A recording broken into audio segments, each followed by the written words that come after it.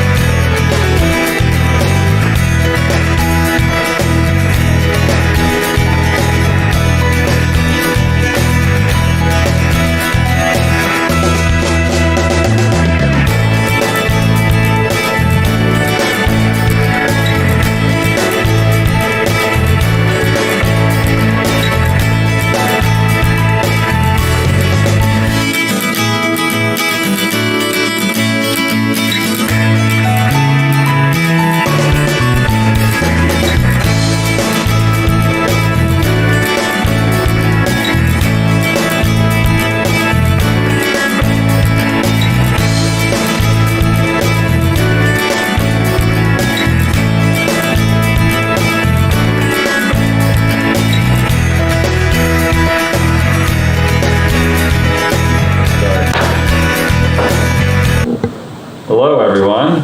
Bob, you want to start? All right, we're here. Welcome to our Conservation Commission. Today is December 13th. My name is Andrew Koff. I'm the chair of the Conservation Commission. We're going to start with the introduction of members who are here in the room, and we have a few members online. Kyle, do you want to start? I'm Kyle Welch, Conservation Commission. Andrew Koff, from the chair. Trevor Matera, Vice Chair. Good evening, Nick Campion. Dave Short. Bill and Don are online. Can you hear me okay? We can hear you. Okay, I hear you now as well. Can you hear us? I can. So we have Bill Campbell Okay, excellent. and Don Clement online.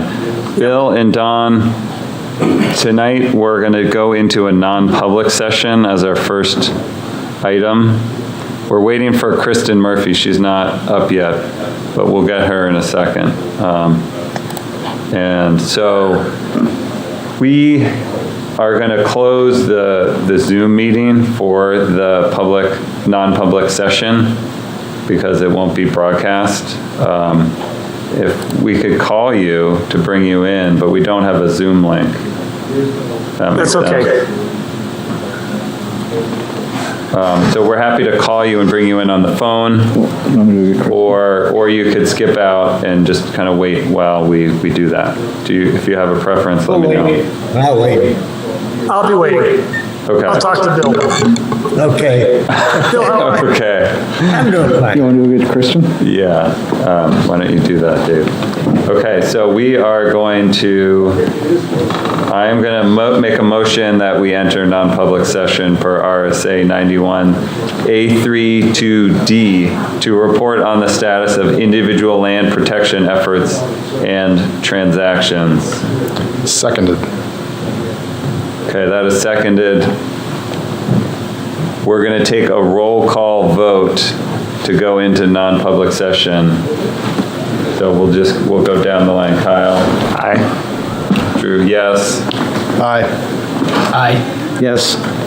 Okay, so we have done a roll call vote. We're going to note the time. It's 7:03, and we're going to enter non-public.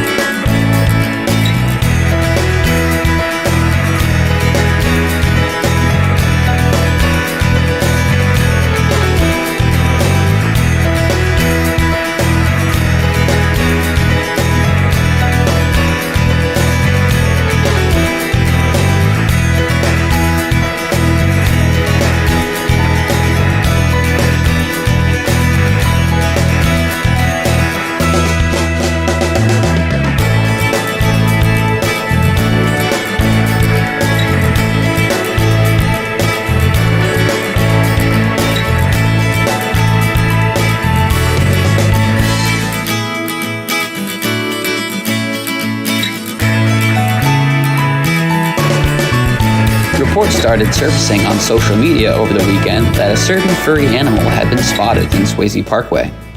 The reports were confirmed by a local rescue team which was monitoring the situation. We went down on Monday morning to see for ourselves and tried not to disturb the seal who was taking a nice little nap on the riverbank when we arrived. On Tuesday, we hopped on a Zoom call to speak with Ashley Stokes, the director of Marine Mammal Rescue at the Seacoast Science Center, to learn more about the situation.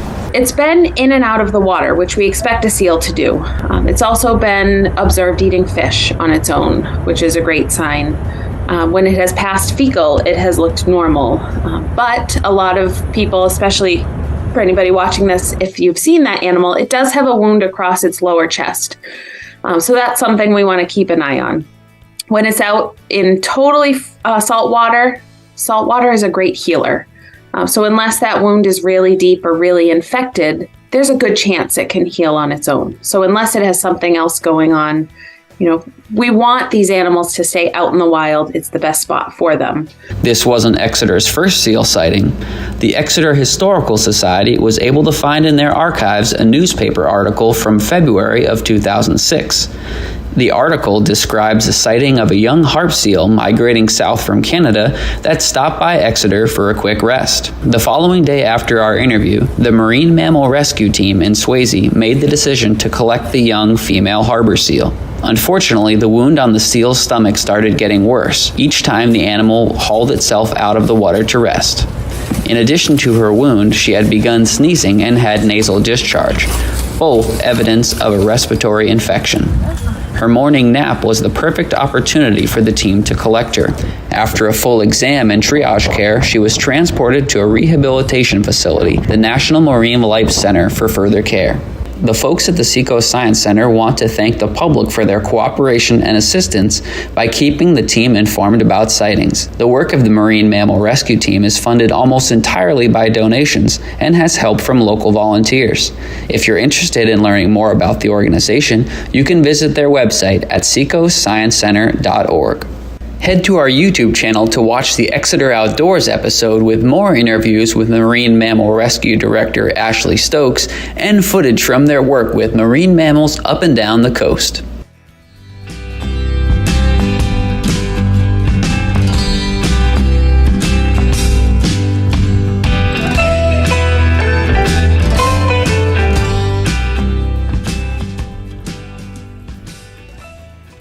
Residents took to the streets of Exeter for the community walking tour entitled Housing Hiding in Plain Sight. The 1.5-mile guided tour featured discussions from housing experts and local data from municipal officials. The tour passed well-known locations such as the Exeter Mills and the Squamscott Block, but also featured various smaller mixed-use buildings.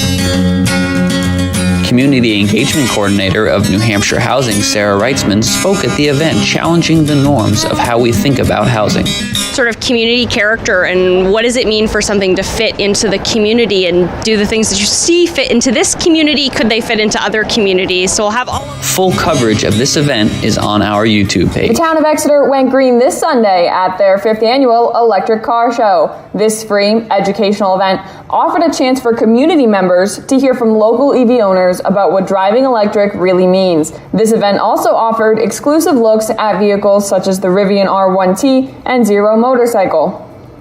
I love talking about electric cars, answering questions, showing the car, and it's, I have the car to use it, so we have 2 kids and a dog, so I want, welcome people to sit in it, people can drive it, just get the word out. And the word is out. Families and car manufacturers alike are seeing the potential in electric vehicles, with emerging discussions regarding the usage of electric cars for families, business professionals, and off-road enthusiasts. Multiple car dealers even offered free test drives of some of their newest electric models at the event. Here's what Chair of the Exeter Energy Committee, Renee Allen, had to say on the matter. The point of the day is it's an educational event so that people can learn about EVs, if they're right for their driving experience, how to put chargers in your house, and all this under no pressure from dealerships or salespeople. It's complete education and entertainment. Although popping the hood may not offer much when it comes to these battery-powered cars, their performance matches up with that of any other vehicle on the road. And with varying manufacturers and models, there's a version for everyone. So even the biggest combustion engine fans can appreciate these futuristic cars. Measuring in at a whopping 43 feet long, Nile the humpback whale was inflated in the children's room at the Exeter Public Library. The program is just one of the unique ways the library is trying to keep kids engaged with learning even in the summer months. This was just one part of our summer reading program this year, in which we had many tons of great events for kids and adults alike. We had everything from live lobsters to Nile the whale to our annual stuffed pet show. All a part of the way that we like to keep kids from the community coming to the library and reading throughout the entire year, even in the summer. Kids of all ages enjoyed the event. I thought that was very interesting how they had the inflatable whale, and inside you could see all the organs of the whale, and she told all about, you know, how the whale breathes and how it eats, and showed us some sample teeth. It's very cool. Absolutely engages the public, it engages the kids. It's a great idea. And I learned that the whale poops out red poop. My favorite part was seeing the teeth.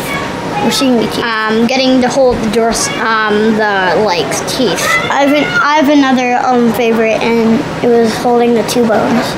The program was hosted by the Blue Ocean Society for Marine Conservation, based in Portsmouth, New Hampshire. Their mission is to protect marine life in the Gulf of Maine through research, education, and inspiring action. Here. And this particular one is modeled after this whale. We give them names based on the patterns on their tails.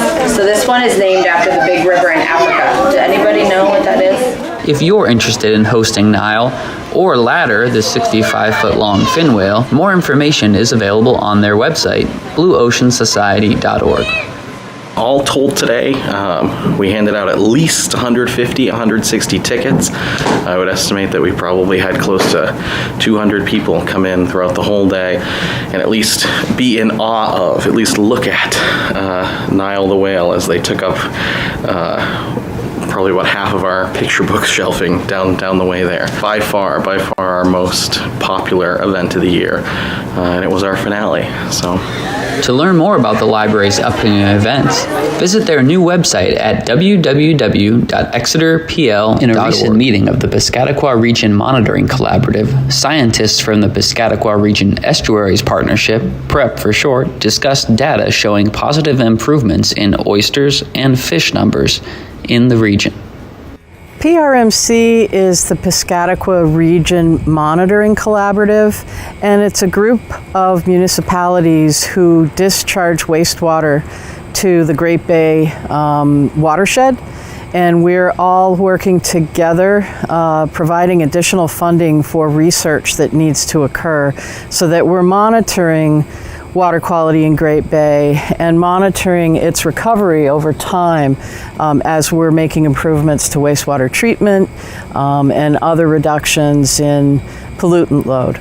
Much of this research is done in the field, and part of that work is based out of the University of New Hampshire's Coastal Marine Laboratory in Newcastle, where PREP Director Kyle Mazzo explained more about the positive results in data they've been seeing. Since 1993, we had 26 million oysters in this estuary, and 3 or 4 years ago we were down to around 2 million, which would have been over a 90% loss of oysters. Oysters are such incredible habitat. They're like pool filters, right? They're filtering the water all the time. So to go from 26 million down to 2 million, it's just hurt, right? It hurts for so many reasons. It hurts because they're delicious to eat. They're a great habitat for fish. They clean the water. The good news is, for the first time in maybe 20 years, we have 2 or 3 years in a row where we're above 5 million oysters. So now we've only lost more like 83% of our oysters. It's still a heavy loss, but at least we're moving in the right direction. Data from Fish and Game has also shown a large increase in fish populations. This ongoing research is proving to be important for local communities in the watershed. Exeter has been contributing to the monitoring efforts for several reasons.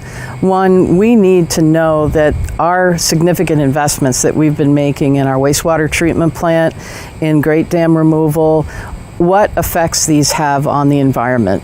and proving that we are making a positive improvement on the environment. The more that communities feel like they understand what's going on and they can understand why they're seeing the ups and downs that they're seeing, the more they're willing to support many of these interventions, which are not easy.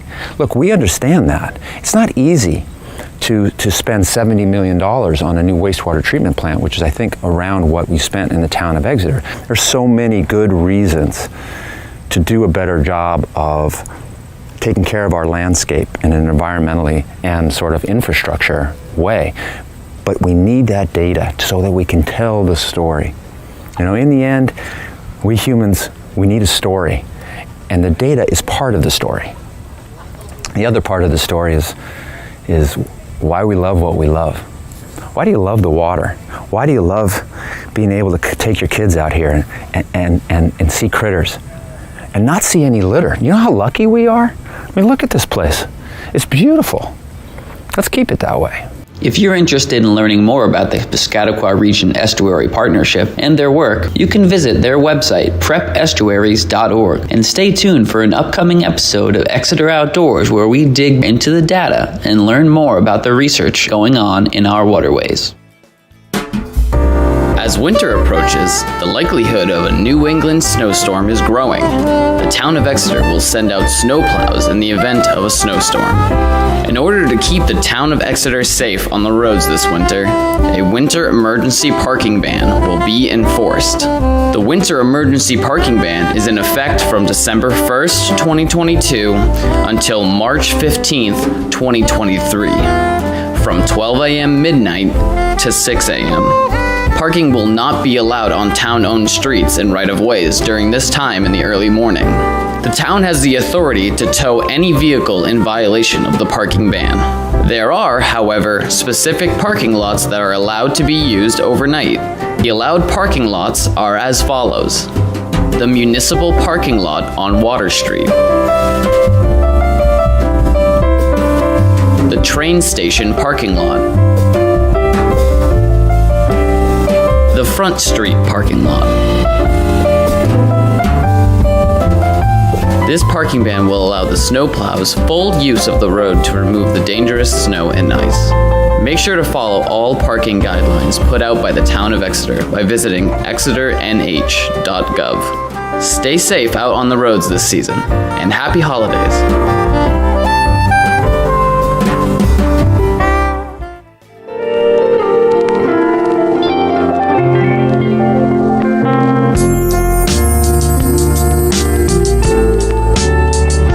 I feel like this year was a really successful year. We raised over $50,000, which is a record year. Last year, we had a record year, and I thought, well, we might not hit that again, and we surpassed it. I always say it takes a village, because from, Dan Jackson from RJ's donates all the trees. We have local organizations and school clubs, and just citizens from our area who decorate trees. Then we auction them off. There's 38 women on this committee, and they're amazing, and we could not do it with all the little pieces. They all pick something and just do it amazingly. We have people who come and buy trees, and when they check out, they say to us, I used to receive your vouchers because I was having a hard time making it, and I vowed I would give back. And so it's sort of the circle of giving. And one of the reasons that we picked the Community Children's Fund, CCF, as the group that we would donate our money to is there's a child who might not be able to buy a coat or boots or mittens, and they get to take a voucher and go buy a new coat. It's not a hand-me-down. It's not something that was gently washed. They get to get something new. We have a Facebook page. It's the Exeter Festival of Trees. And then through the Chamber of Commerce, we also have, it's the Exeter Area Charitable Foundation, EACF. We have a web page as well. I think for me, thinking that there are going to be over 700 or 800 kids in our area who are going to be warmer this winter because of the work that was done last week for the Festival of Trees. And I think that always makes me feel really good about going into the cold season and the holiday.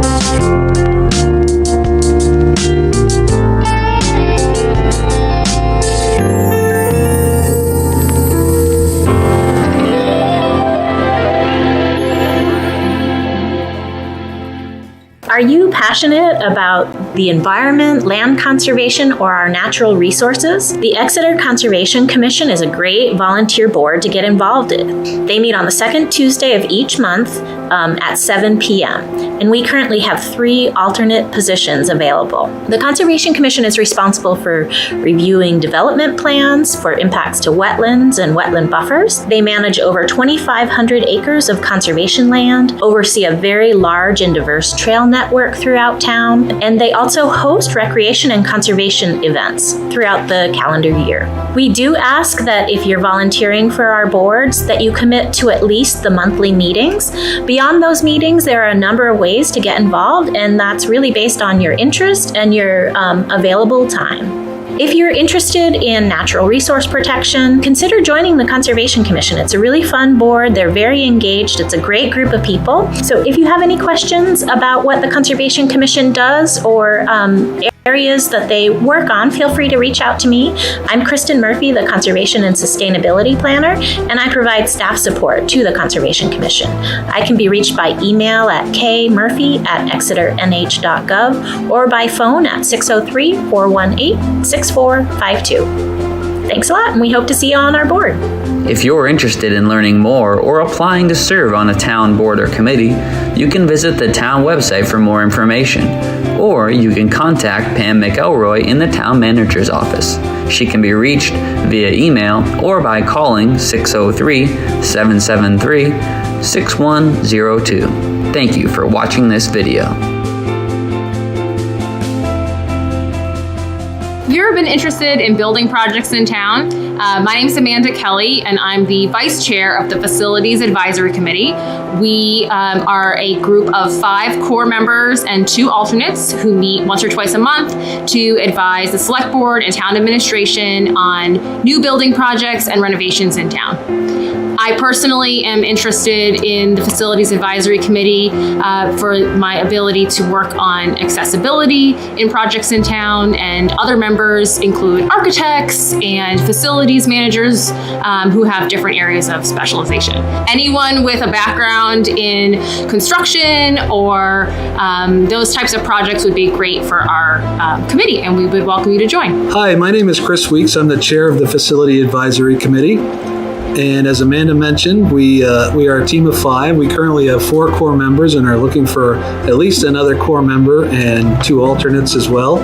Just to get a little more detail on some of the projects we've worked on in town, is we've worked with the town and the select board on the public safety complex feasibility study. We've worked with them on the recreation center acquisitions and building proposals prior to that. We also are working on a facility condition assessment, which will help the town actively manage their buildings going forward, and hopefully give the town administration a lot of good information that they can use to make financial decisions about the buildings in town. And with that, I would just say please feel free to volunteer and put in your application for the board. Thank you. If you're interested in learning more or applying to serve on a town board or committee, you can visit the town website for more information, or you can contact Pam McElroy in the town manager's office. She can be reached via email or by calling 603-773-6102. Thank you for watching this video.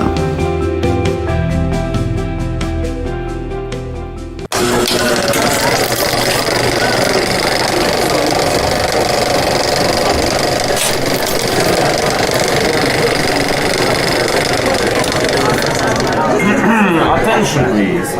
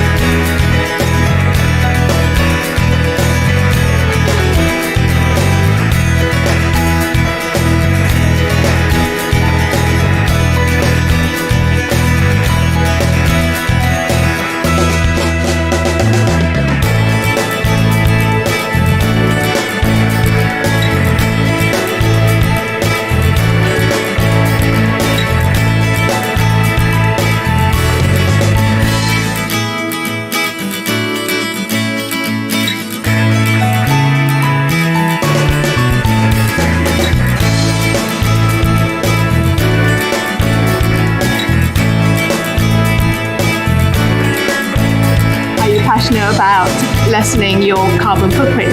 Are you passionate about reducing the amount of waste that goes to landfill? Did you want to encourage people to compost more, to recycle, to stop using plastic water bottles? If you're passionate at all about anything to do with environment, about the climate issues, about sustainability, then please come and become a member on our committee, the Sustainability Advisory Committee. I am currently the chair of the Sustainability Advisory Committee, Chetna Palmer. So if you have any questions or want any more further information, then please contact me, or you're welcome to look on the town website. There is a sustainability tab which will show you the sort of the charge that the committee has, along with some of the action items that we are working on at the moment. We are working on looking at putting a policy in place on single-use plastic for the town, and obviously it's still in its early days in discussions,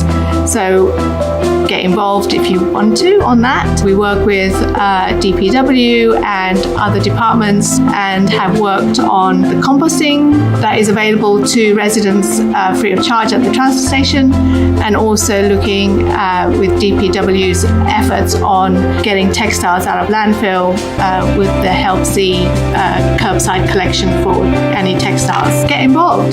There's so much that we can work on, and the more people we have interested in doing outreach as well is another big key for the advisory committee. We would love your help. So if you become a member of the committee, we meet once a month on the first Tuesday of every month at 7 o'clock in the evening. But if you love the town, you live here, you want your voice to be heard on how it can go forward with sustainable issues, then please get involved. If you have ideas on things like renewable energy as well, we're here. We're here to discuss and help the town make the right decisions. If you're interested in learning more or applying to serve on the town board, the town master plan, or how the building projects get approved, and the role of the Exeter Planning Department. Hi, I'm Lang Plummer. I'm chairman of the Exeter Planning Board, and I'd like to give you a brief overview and information of the planning board for the town of Exeter. Exeter Planning Board is made up of 7 members, one of whom is a selectman's representative. We also have 4 alternates, and we do have room under the alternates. That's the place you start, it says as an alternate, and those are currently vacant. We meet regularly on the 2nd and the 4th Thursdays of the month. We're a land use board working under the laws of the state of New Hampshire. 4 main areas that we are responsible for. First of all is the Exeter Master Plan. Very important document that has to be revised at least once every 10 years, but we use it as a living document and are now in the process of beginning to review that plan. That guides the town to help it develop as it continues to grow over the years. It's sort of a roadmap of sorts. Think of it that way. And we depend on it very much so. We watch it closely. We have a subcommittee of the board that does that. We work with other town boards, and we oversee changes in zoning to help facilitate growth and the development of the town. So at times, the zoning needs to be changed based on our experience, our courses, cases we've dealt with, and then that comes again to the voters in the annual town meeting time. And the third is we develop the capital improvement plan. This plan looks over the next 5 years and the growth of the town relating to the needs and the costs.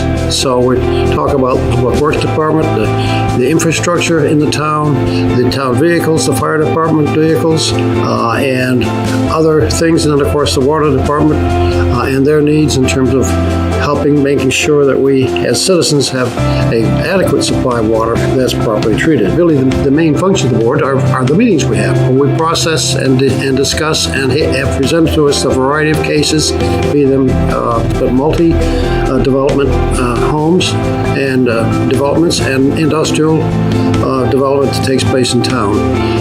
So that's where the majority of our time is spent. And we, of course, we have the backup of the staff in the planning office that I mentioned a little bit earlier. I personally have enjoyed serving on the planning board for many years. I started when I retired, and I stay with it. I find it's a very professional board. I would recommend, if you're interested in the planning board, you're really not sure, a little nervous about it, well, come to a meeting or two and see how we run and how we operate.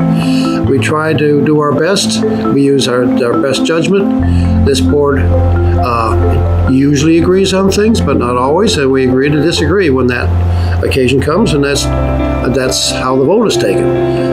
So it's always been a positive board to be involved with, and I think it's a great experience to be serving your community in a manner in which you actually have a better idea of what's going on in town. So please come to a meeting and or call the planning office and see if you can get some more information in that particular way. I want to thank you for taking your time watching, and I want to wish you a very good day. Thank you. If you're interested in learning more or applying to serve on a town board or committee, you can visit the town website. Do you prefer social media posts or browsing on the websites? Do you like digital or print? I'm Bob Glowacki, the Communications Coordinator for the town of Exeter.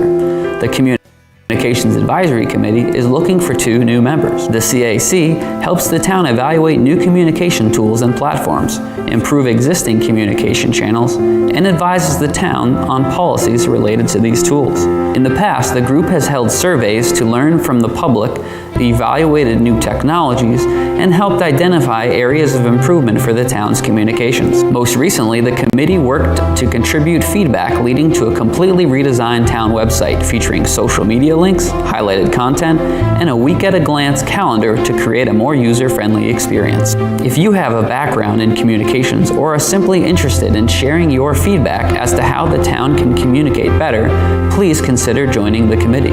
If you're interested in learning more, I'm Kristen Murphy, Natural Resource Planner for the town of Exeter, and I'm here with Conservation Commission Carlos Glindon. We are out here on the Rains Farm conservation property, which is on Newfields Road on the east side.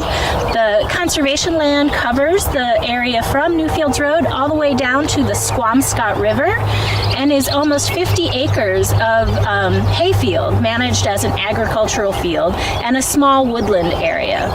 You can learn a little bit about the significant role this property has played in Exeter's history by checking out the Exeter Outdoors episode on Rains Farm.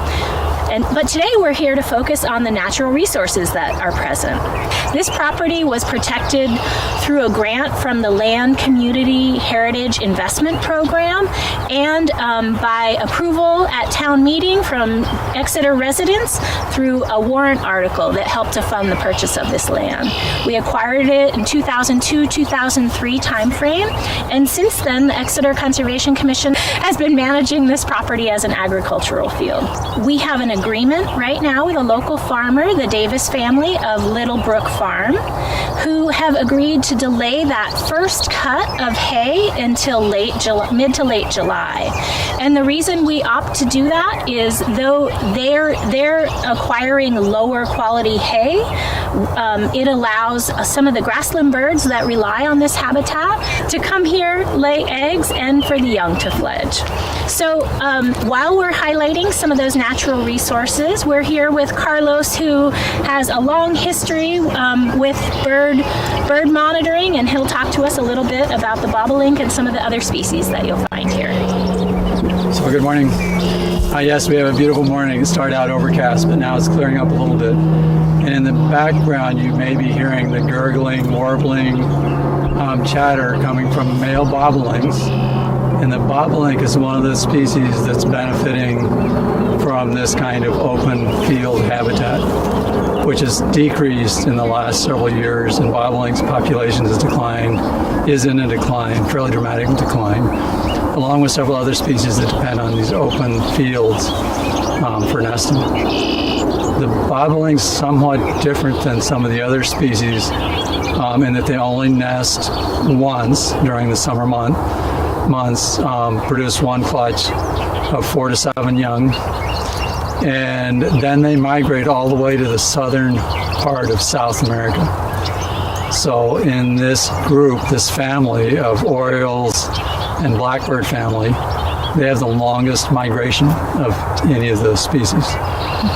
And the males right now are very obvious, both because they're gurgling away in their sing-song, which is a beautiful background sound you're hearing. But then they're going to molt, and they're going to look like the females, which is more like a sparrow, sort of brown, streaky, before they migrate. And then they're going to join in with birds from all over the northern United States, all the way as far west as California. All will go down the east coast, and then through the West Indies to southern South America. And they'll migrate in large groups. When they come back, often they'll be coming through rice fields, and so originally they were called rice birds because they were fairly heavy consumers of rice, and so they were chased out of rice fields. Now they're not as much of an issue. The numbers are way lower. But it's a really cool bird that you'll be able to see here on Rains Farm. Red-winged blackbirds are also using the same habitat and are nesting right in these fields. Only once have I picked up an eastern meadowlark. It's another in the same family as the bobolinks. Another really important, really neat species that needs these open spaces. Historically, there weren't farms and fields, so they would be nesting in marshy areas that have some grass. So they probably increased in numbers as this area became farmland, and now they're decreasing in numbers as farmland is disappearing.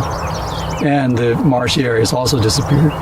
So their favorite habitat would be marshy wetlands or grassy wetlands. But that type of habitat's almost totally gone in the Northeast. There's another very cool bird. You'd have to come out in the evening called a woodcock. And it's one of the shorebirds that uses inland areas to breed. And they will also nest in the little forest edges around these fields and display over the fields. You'd have to come out at dusk to pick up their displays. And there's a long list of other birds. I've been putting together a list every time I come out here.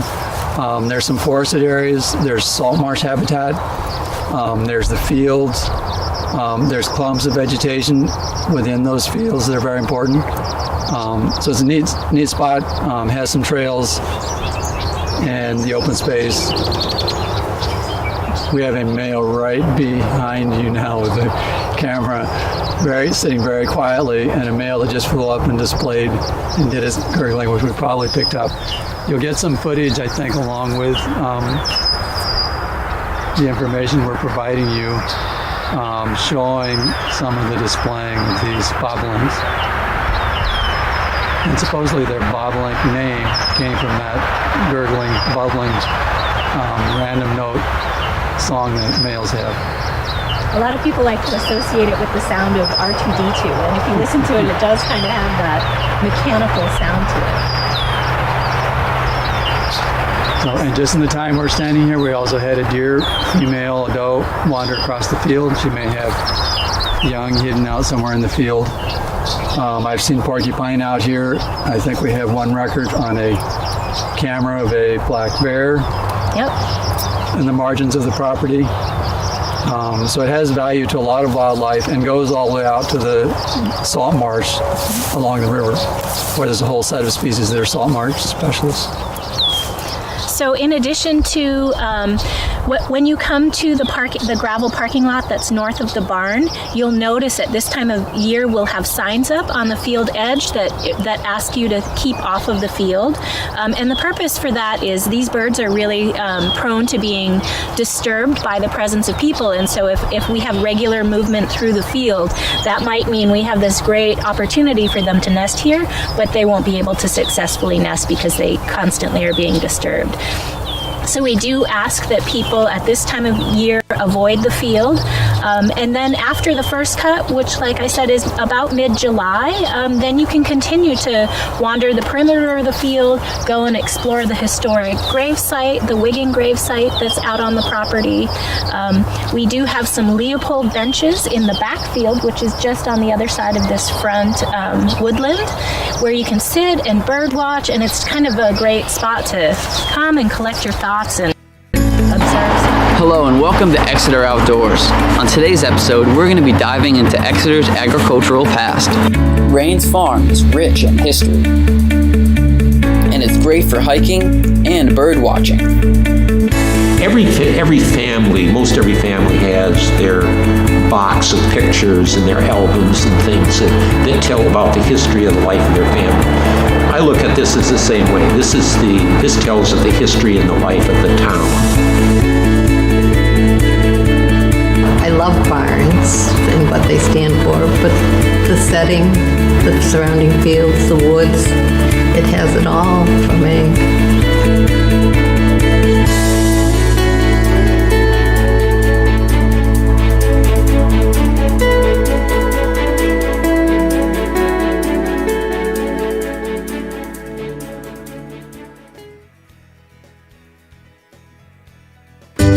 Rains Farm is located just off of Newfields Road on your way out of town.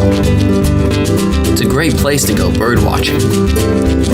You can see large raptors such as this turkey vulture, red-tailed hawks, and even herons from the nearby Squamscott River. Information and a map of trails can be found at the kiosk in the parking lot.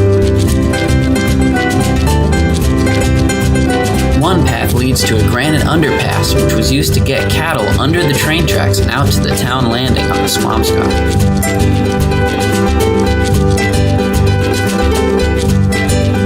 Starting at the barn, you can follow a path to the Wiggins family gravesite. A historical gravesite dating back to the 1800s.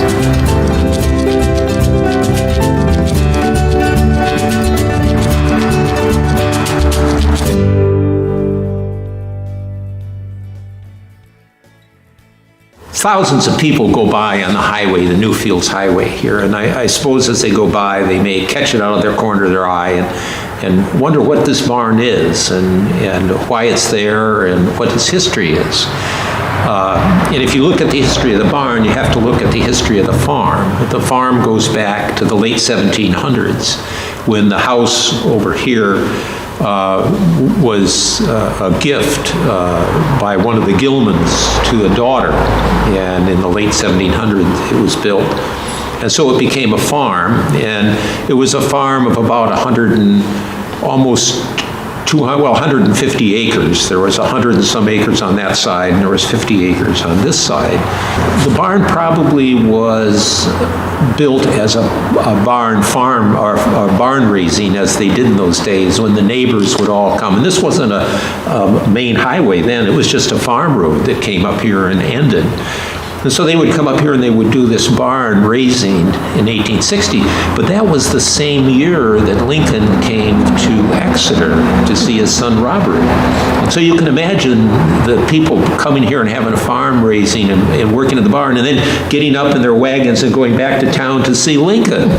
So this is the context of this barn. And so it's an icon, but it's also an historic part. At the time of the Civil War era too, and actually Exeter was known as the cow town, and they used to have farm expositions in town, and the former rec department, present rec department was an exposition hall, and so that was a big to-do in town when you had these farm expositions. And it was called the Exeter Cattle Market. And there were pens out here where the cattle were, corrals where the cattle came, and drovers would bring cattle down in the hundreds here. And then they would be shipped out across the railroad tracks. The railroad came here in 1840. Across the railroad tracks, are actually under the tracks, to the town landing and then be shipped out. They came from Maine, Vermont, Massachusetts, and then as Don said, they went down to the town landing and they were put on barges to take to the Brighton markets, which were slaughterhouses, I guess, and then taken to feed the troops for the Civil War, which I find absolutely fascinating. So this was a part of the economic fabric of Exeter. He was a very wealthy, turned out a wealthy farmer, and it was part of the economy of Exeter.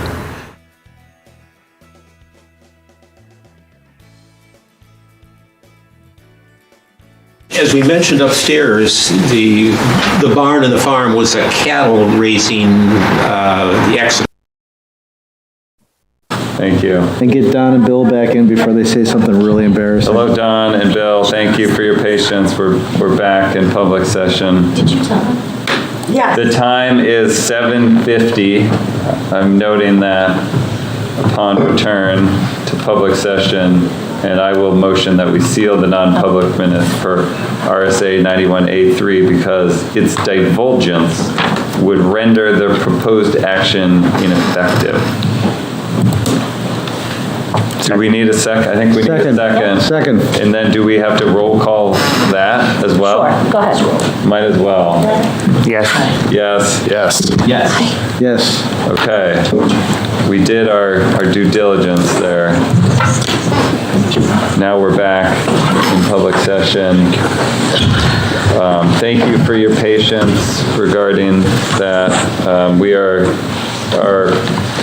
going to go to our first action item unless there's any public comment. Is there anyone here unrelated? No. So we'll go right into our first action item. It's a conceptual discussion for the construction of a parking lot new building for the Volvo dealership on Portsmouth Ave. And I believe we have some representatives from the development and Stony Ridge Environmental here to discuss. I will just say for everyone's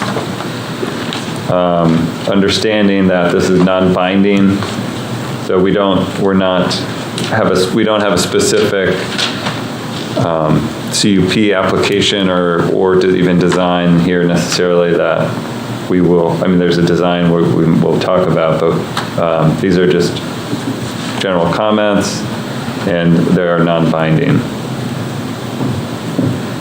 as I understand them. But so why don't, if somebody would like to come up and introduce themselves and present on the application, and then we can go from there? Yes, it's right here is good? Perfect. Okay. My name is Cindy Balsius. I'm a wetland scientist and soil scientist with Stony Ridge Environmental. And I'm here tonight with Dan Ensing. He's the owner of Exeter Volvo. And Jonathan Smith with, what's the architect? Warren Street Architects. Yeah, Warren Street, I always forget. Warren Street Architects. We had met preliminarily with the planner a couple of weeks ago as part of coming in to conceptually talk about this proposed project. Did you want me to put the plan? We have a board right there. We can do that. I don't know where the best, we're gonna stand over there. Yeah, we can put an easel up. And I think if you put it right next to you, there's a camera that may be able to pick up both for maybe that one right the up folks at home. If not, it's in our packet as well.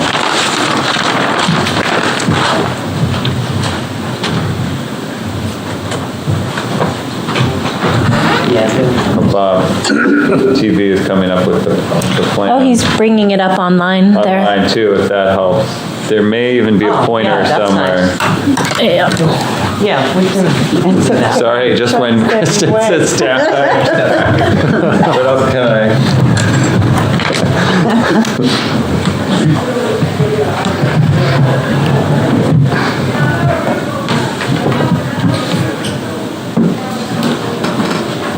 That's what I thought you had available, so, but I brought something just in case. This has your wetland function and values assessment. That was also. Yeah, the Cowden wetland classification is on that plan up there. If you don't mind, I can go over there for a second and just kind of point for you. You need to carry the mic if you do that, though. I ask you to do that. I think it's broken actually. Oh, okay. I tried this morning and it wasn't working after we talked, so you can just use that was just on. It worked. Oh, I like that. This one does, but okay. But the thing with this one is the public can't see where she's pointing. But that's okay. Which button is it? Oh, the other one, the public. See, that's cool. There it is. Got it. All right.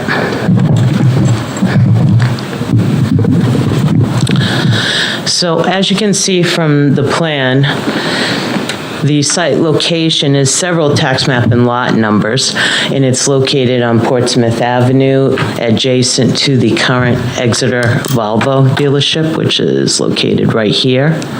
And McDonald's is located to the east, right over here.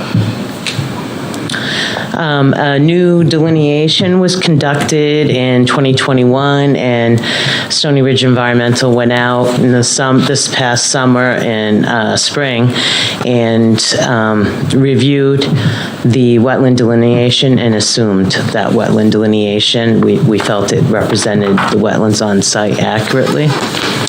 The site had been delineated before, and I think one thing you're going to notice is that the site has kind of developed into a little amoeba type shape, as over time the inputs from like McDonald's and the detention basins and stormwater runoff have actually connected up and probably actually made that area wetter than it once was.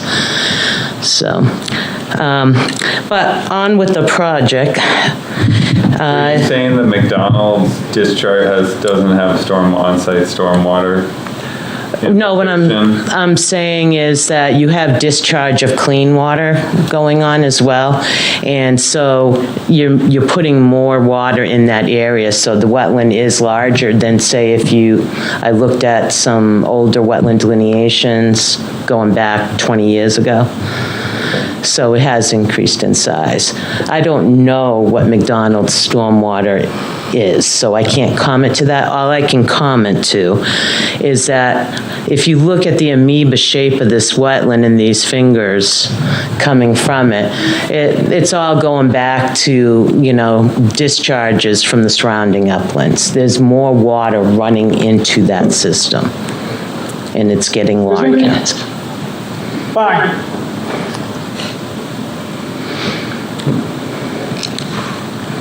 Okay, so the owner, Dan Ensing, is preparing to add more service space to his existing dealership, and he'll need to add more parking as a result of that. And also, this would coincide with his plans to create a new dealership that would focus on electric cars in the future. The goal would be to create a sustainable dealership that's focused on energy efficient and sustainable products.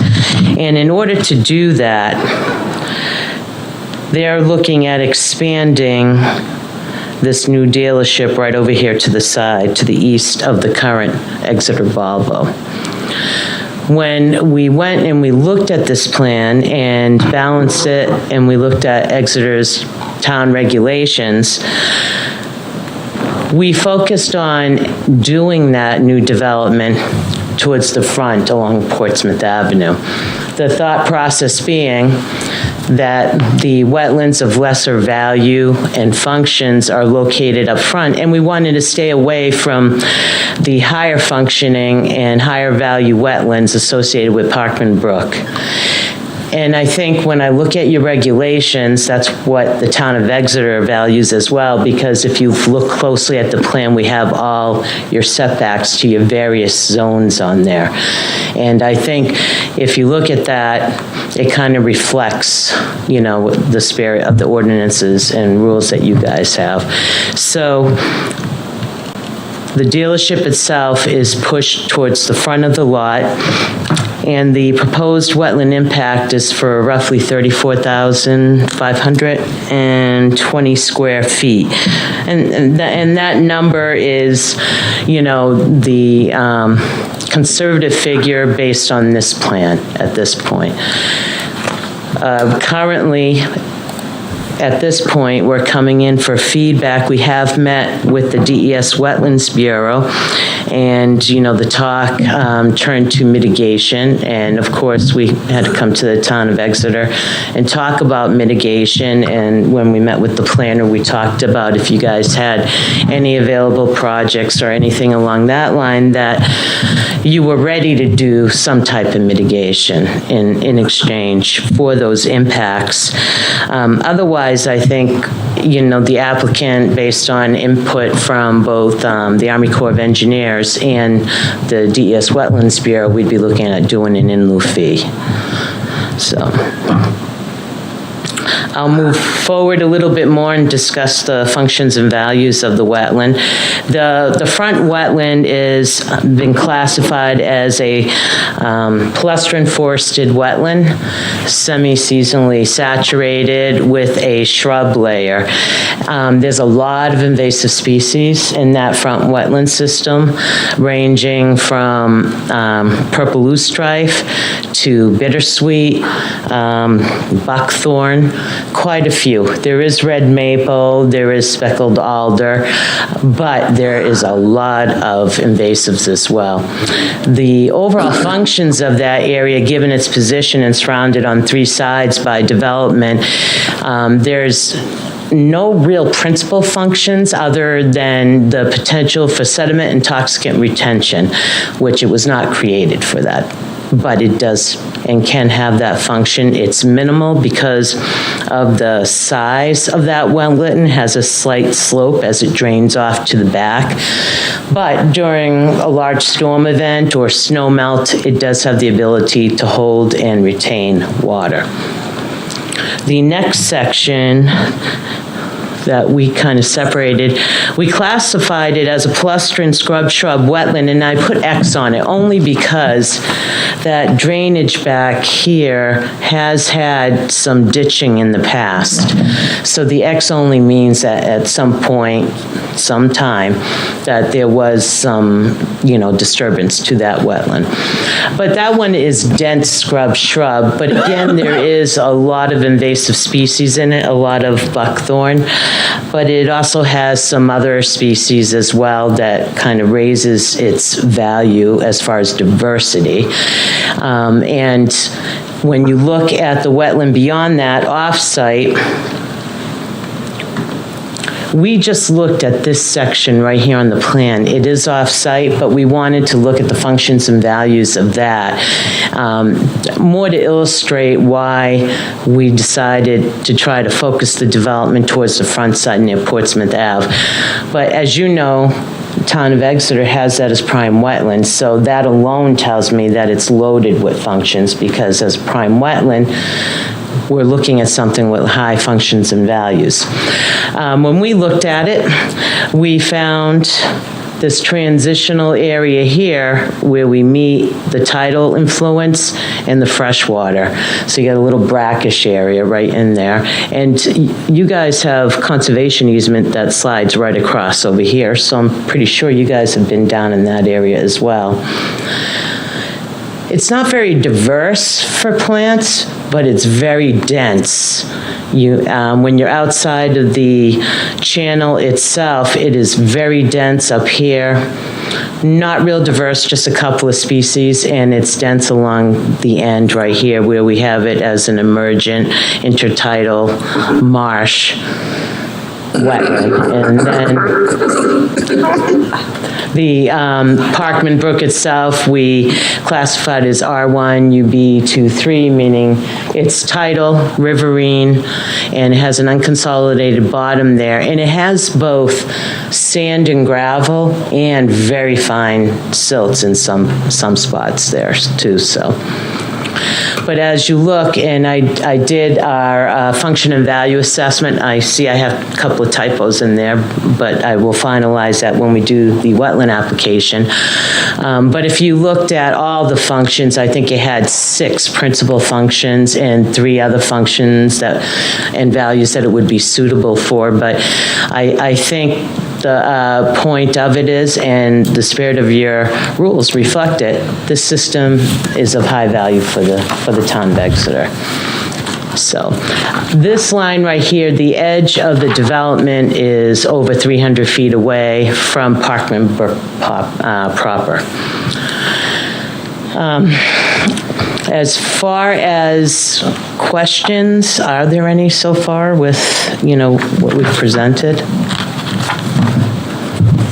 Yeah, I mean, just looking at the plan, this seems like a lot of direct wetland impacts given the site. So that's my initial impression is this feels like a lot of parking lot, given that you already have a parking lot next door.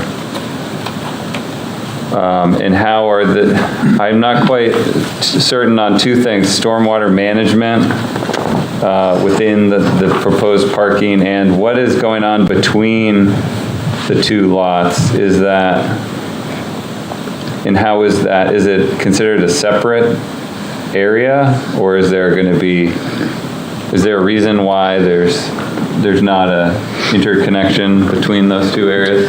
Sure, I can speak to that a little. There's no grading on this plan yet. I can tell you that the elevation up here, down there is a lot lower. If you've been out there, you can see the steep slopes from McDonald's and everything down to this lower area. And that the intention is going to be to use a retaining wall over here in the back for the fill. And I imagine that this area right here will probably be connected to the new dealership. But that's a steep slope, you're saying, right there? There is a steep slope there. Yeah. But they bring it up to grade, is that what you're saying? Yeah. That's what we're envisioning, right here between the two. Is it possible to speak, what is that grade change? Well, we were just looking at that tonight, and based on the bottom elevation down here to the top up over here is like 20 feet. Oh, okay, these are contours. These are 1 foot contours. So 20 feet of fill to bring that level. Yeah, and so as far as stormwater goes, the engineer hasn't done any grading or anything like that yet, but the way we're looking at... I mean, there's going to be a lot of grading. Well, we're using a retaining wall back here. 20-foot grade, that's not... 20-foot retaining wall, not grading. That'll be a retaining wall. So where you see the end there, that'll be the end. They're going to fill it. Yeah. It'll come up to that grade. Right, but I don't think, we don't allow 20 single foot grade, or do we? That seems like... I don't know, that's a plan. That's a plan. I don't think like a 20-foot drop off, you never see that in off a parking lot. Well, you do. I don't know if your rules in Exeter do, but we actually were just looking at pictures of others that are a lot greater than that. Yeah. That are a lot greater than that. Yeah. Some towns, and I don't know your rules on this, some towns make you put a little bit of a fencing at the top. Other towns have a max, and then you have to tear it. Other towns have none, and there's been a lot greater. 20 foot is pretty normal. We just did one in Plymouth that was about 30 feet for a back of a whole development. So, then that's something that, when it gets to the phase of the planning, as we get into the design process with the engineer, that, we'll look at your rules, your planning board rules, your site plan rules, and see where that is. For our purposes, the reason for the retaining wall is to minimize impacts as much as possible and keep it tight. Understood. That would minimize the additional impact area. We always want that too, but I know there are limits, engineering limits to those. Yeah, so there's another benefit to that too, is we can do the underground detention and stormwater treatment in that area, because you have so much of a area that you're filling, so it's perfect to do that type of stormwater treatment. And you could have the right soils, because currently, you're not going to get any infiltration, but... No, because you're in marine silts and clays, so you're not going to get infiltration, and it's 20 feet down to the bottom there, so... Right. Yeah. So at this... you would have some subsurface structure... Yeah. But not porous pavement or anything like that. I mean, the soils aren't conducive to infiltration there.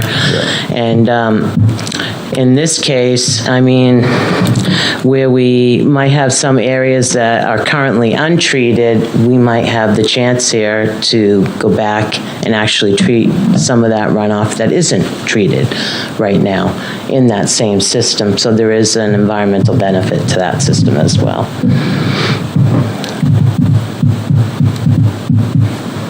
Are there other questions? Don or Bill? Don, I think you're muted now, so if you can unmute.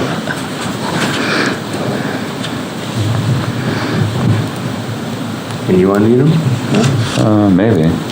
No, I don't. Okay, am I unmuted? You're unmuted, Don. All right. A question for the applicant. At the beginning of the presentation, you mentioned that the conservative amount of wetland fill was about 34,000 square feet. Did I hear that number right? Yeah, 34,520 square feet. So about 3/4 of an acre. Yes. How much buffer is impacted besides the wetlands? I don't have that number yet, but for the most part on the back end, we avoid impacting any of the buffer over there. So we'll have to look at the buffer around that particular wetland and do that calculation.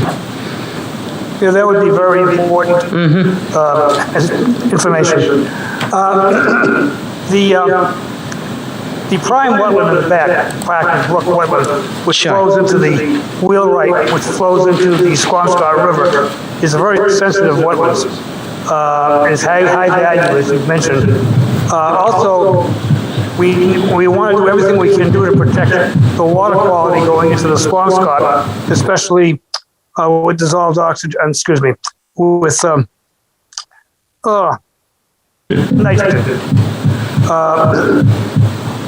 I'm not sure if underground retention is going to do a good job scrubbing that nitrogen out. It's not really, I don't think it does that well on that as a natural wetland or grassland does. I think, from my perspective, I would need to see an awful lot more information about this plan in detail before I could really make any kind of a judgment on it.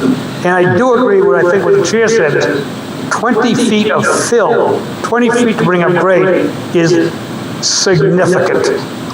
That is huge, and I think that has a potential impact to the entire wetland structure that you're around you and further back. So those are my questions and points. Thank you. Okay. So in the beginning of this presentation, I talked about where we were proposing the impact.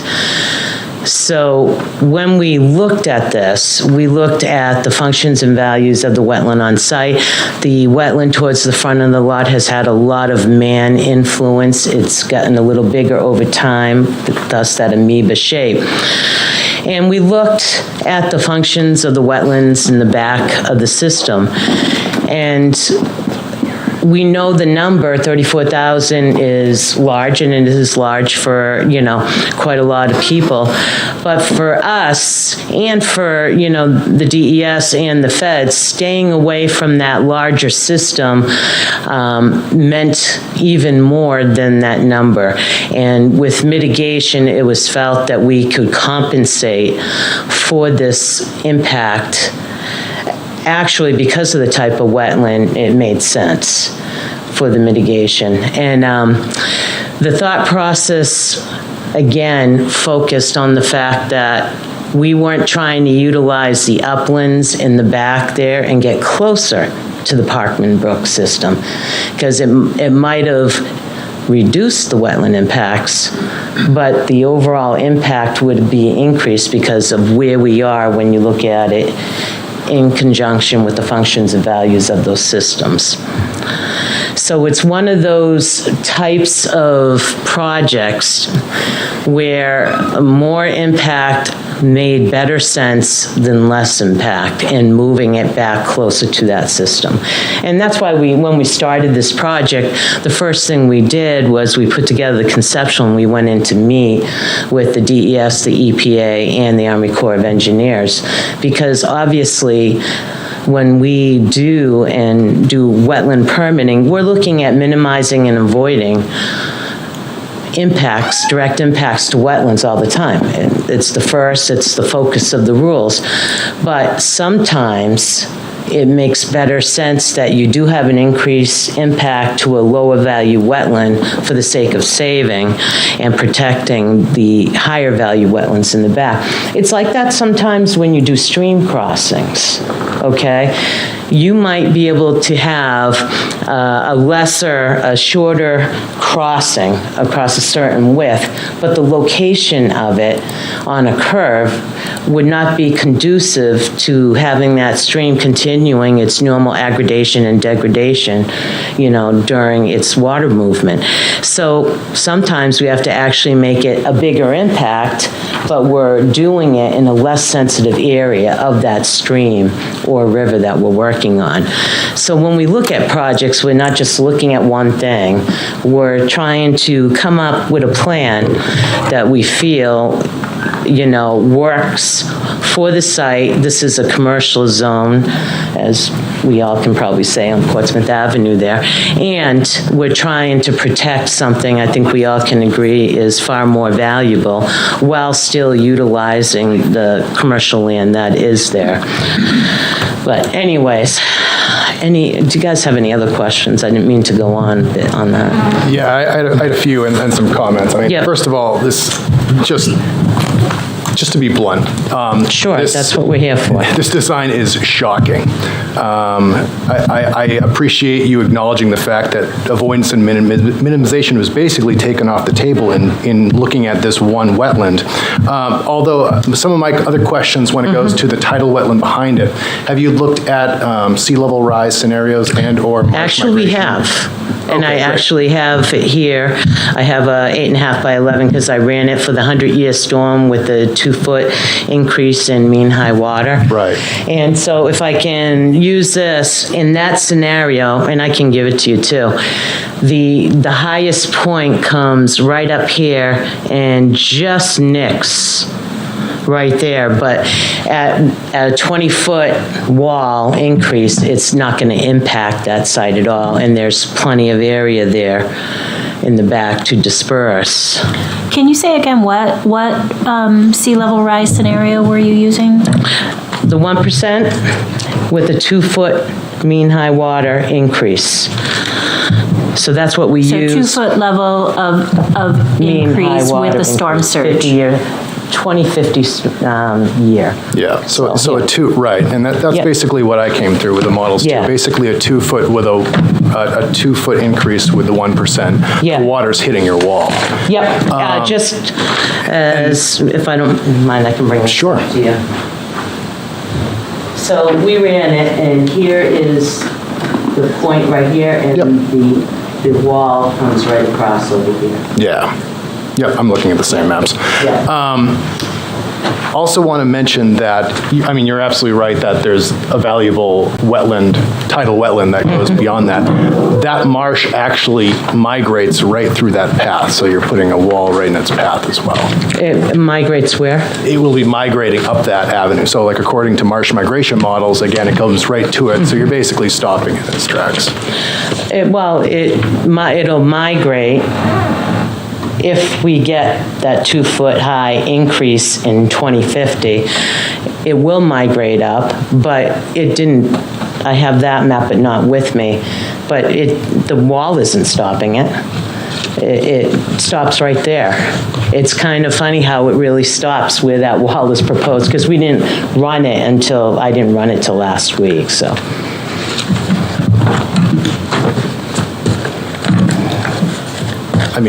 Right, assuming that level, that the 2-foot is where the sea level rise stops.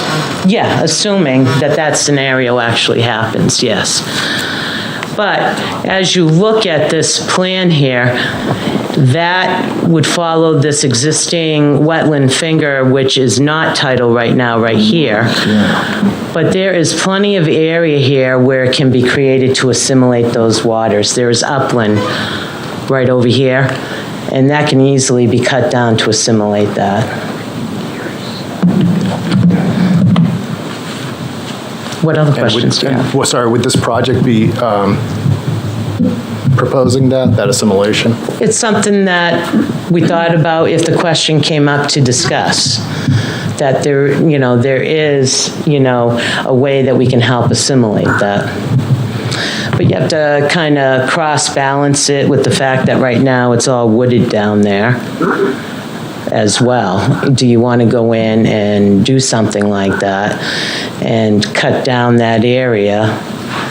So it's a kind of a check and balance. Great, thank you. Yeah.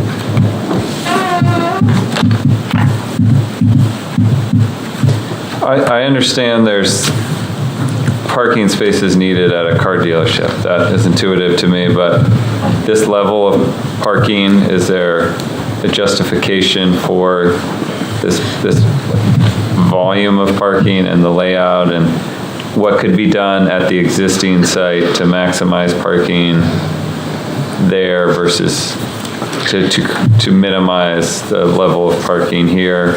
I mean, I see that you have sort of an upland area where the service bay is squeezed into. And Where are you looking over here? Upland in the front, the very front, but I mean, looking at this design, what can you do to bring that wall closer to Portsmouth Ave and minimize that seemingly excessive amount of parking would be a priority for us. And I think to look at those options. Sure, and I think it's something that we would definitely be addressing in the wetland application. So it's all part of the process for avoidance and minimization, and looking at the requirements for what would be required for that car dealership of that size, and in conjunction with another existing dealership. So we'll look at that, and I have to be able to go in and look at actual numbers and stuff, so we'll definitely address that.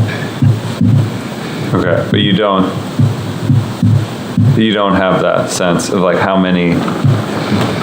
As I stand here today, I do not, maybe Dan knows a little bit more, but once we have the engineering started, I mean, we have to address all your site plan rules as well, which I'm sure there's parking requirements in the site plan, so we'll be looking at it in conjunction with Dan's requirements for his dealership, so.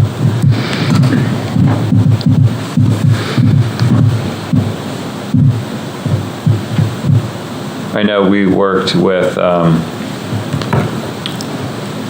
another dealership across the street to expand their parking in the last few years. And one of the things they did to pull everything in, because what their original plan was more expansive, if you can imagine, than what they ended up building, was looking at parking where they actually parked cars in. You know, they realized we might not need access to all the cars all the time, but we do need these cars here. So is there sort of alternative parking arrangements that allows greater parking density than a typical parking lot that has a lot of wasted through space that is driving? And that was something they did in order to minimize. That was actually less about minimizing direct wetland impacts, but wetland buffer impacts, I believe, at another site. So I would urge you to really look hard at how to get out of a lot of these direct wetland impacts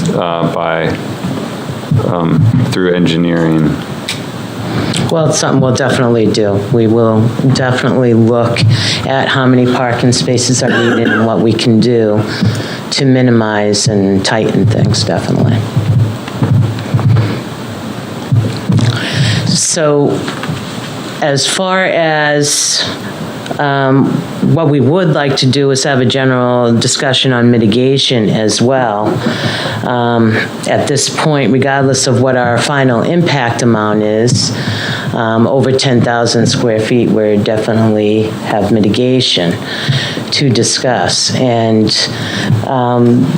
we met with the planner, and I think you had discussed that they might have some projects, but they might not be ready, some pieces of land. So we're here tonight to ask you, what do you have?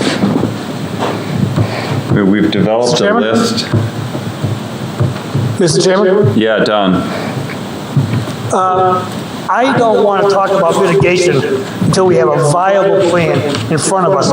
One that's a workable plan, one that has less impact, because to impact a sensitive wetland area only to mitigate somewhere else is not a fair trade-off. So until we have a plan that actually has all the pieces together, I'm not willing to talk about mitigation until, we have something a lot better before the town than we have tonight. But the rest of the commission can go ahead. No, that same thought was crossing my mind. It seems a little premature to even be discussing that. So let me speak to that.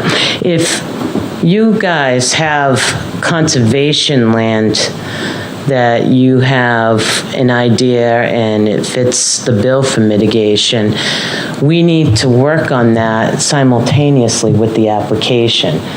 Now, what we're presenting you tonight is a working draft of the plan, and we still have to go through engineering, so we don't know what the final impacts are, but there will be impacts here, and they will be over 10,000 square feet. And so I've been directed by the state, the feds, to have a discussion with the town of Exeter Concom.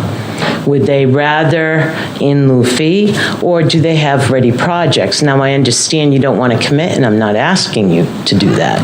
But I'm asking, do you have some projects that are anywhere near ready, so as we go along and move forward, we know which direction we're going in? It's not asking for any commitment, because we certainly can just do the in lieu fee, and it is a lot easier process. But here we are, and I'm looking for your feedback. That's what we're here for tonight.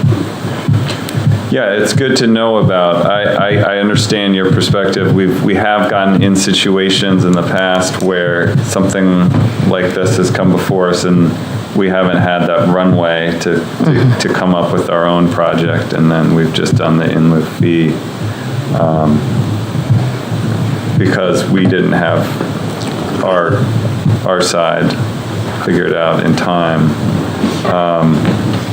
So I will say that, but beyond that, I don't know what there is to discuss with you other than us. I know we have had some discussions about this topic in the past, but I don't, off the top of my head, I'm not here to tell you we want to do X, Y, or Z. Sure. There is opportunity sometimes too, which I've done in one town, where there were impacts for a new Hannaford store, and it was something close to an acre of impact. In that case, the applicant did in lieu fee, but we were able to get it for the town, the community, to use on a flood, what's the word I want to use?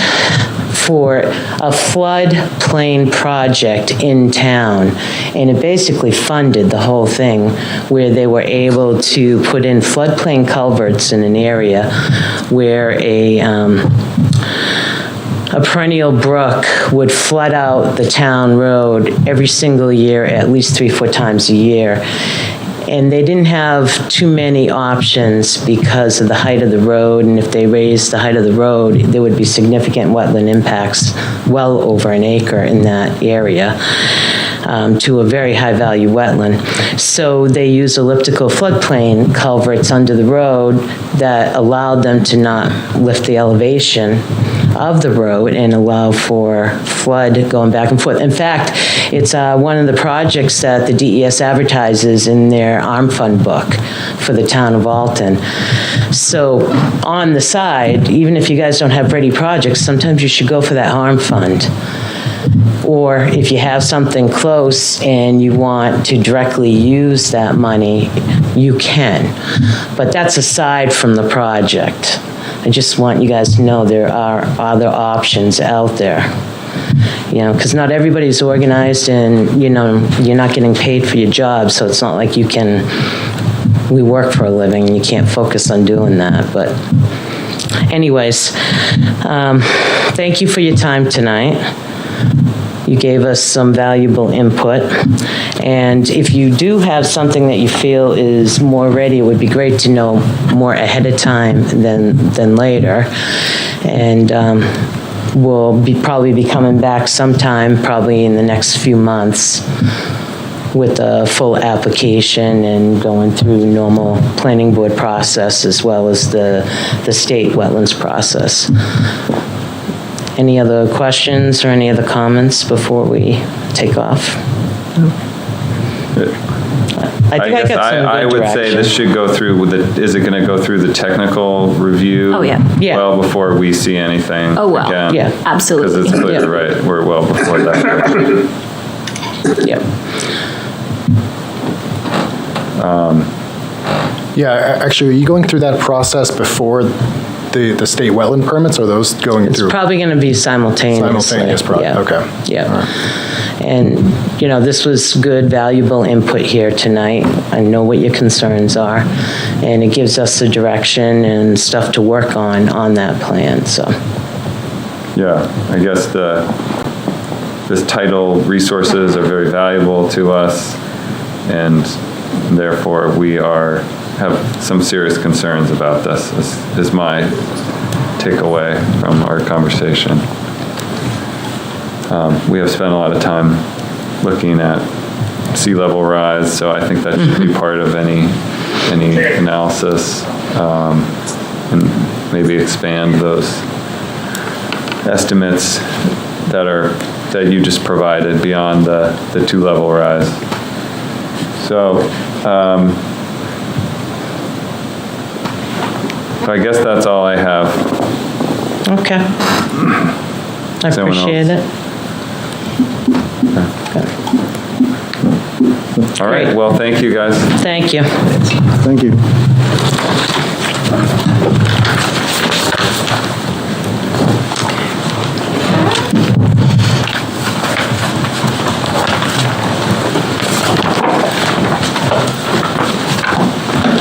All right. Sorry, just one more item.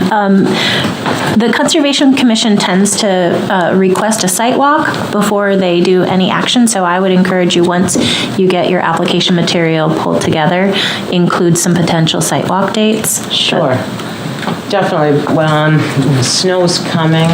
Yeah, I mean, we don't need to talk about dates now, but Yeah. just When keep we're ready. in mind in terms of process, a site walk, that, you know, this commission does site walks for Okay, great. essentially every project.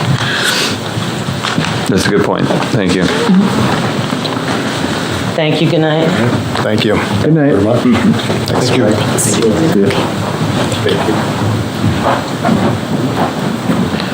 Okay. It might actually be good to have a site walk while it's frozen. That could be actually, you could actually go out in the winter at a site like that where you would never go in July when it's. That's a good point. Yeah. Sitescape. Okay, we do have a few other things. I think hopefully this next part of the meeting we can move things along.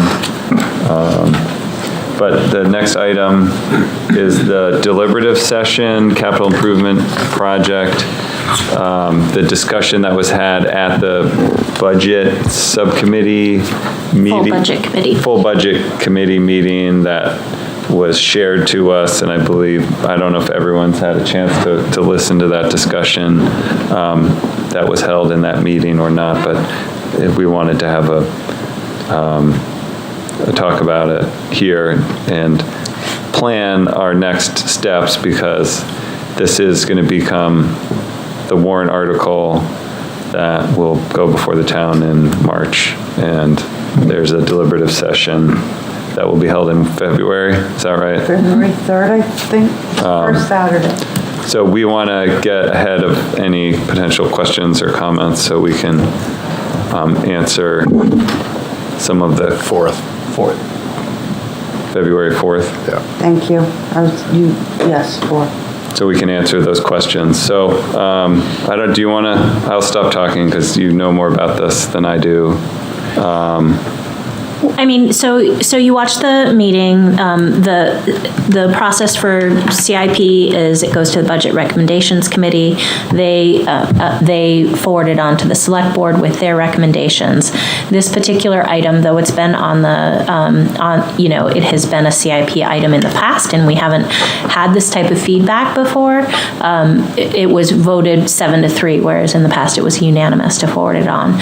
So I think that it's insightful. I think this commission and board is very well versed in terms of the value of conservation land and how it brings added value to housing, and there are lots of examples out there of how it is not a barrier and how zoning, in fact, or highly restrictive zoning, I'm not saying Exeter zoning, but highly restrictive zoning is actually more impactful to housing stock. But my point for having this as available for discussion as an agenda item is it would be helpful to identify who is interested in working together to put together a presentation so that those questions are answered before you get before the public. You know what I mean? So you can put the information out there so that they're making informed decisions rather than trying to just answer questions, for example, at deliberative session.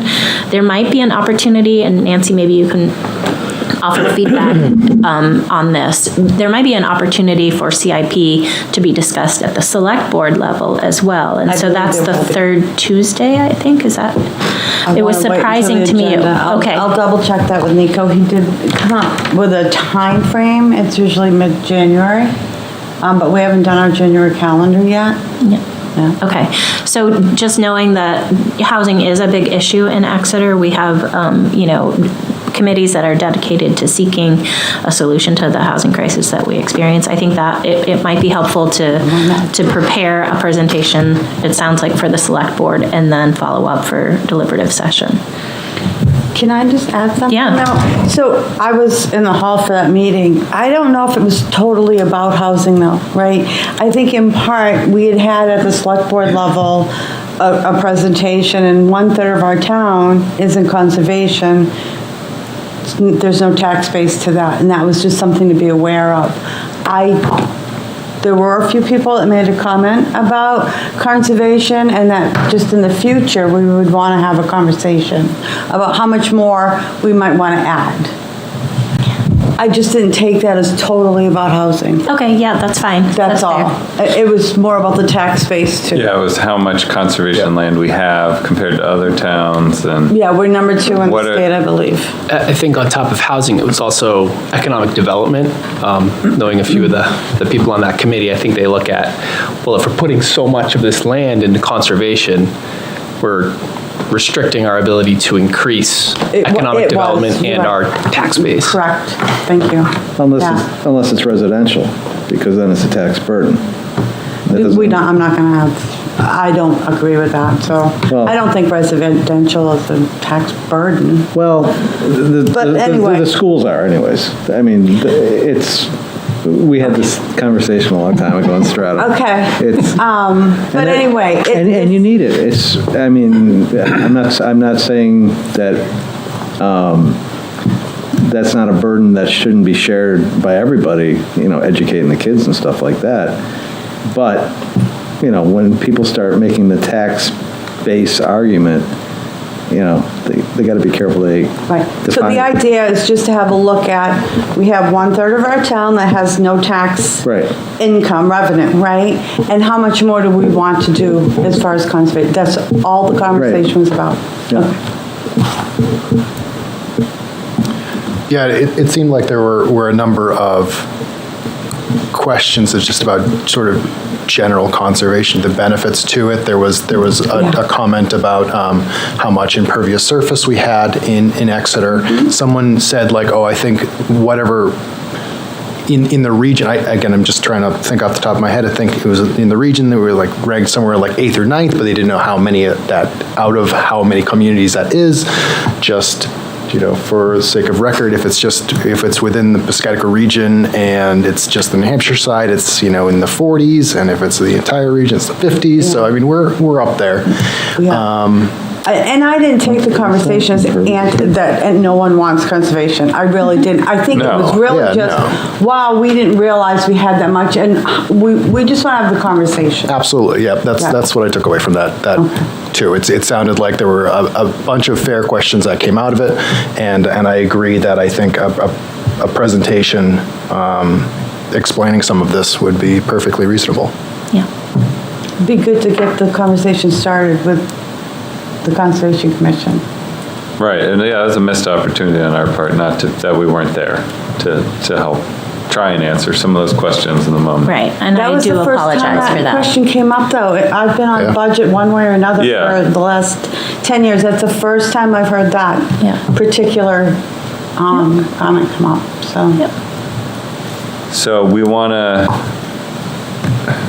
So I guess we need to identify, we can keep talking about it, but we also need to identify who wants to work on this moving forward, or does anyone want to go to before the select board or at the deliberative session?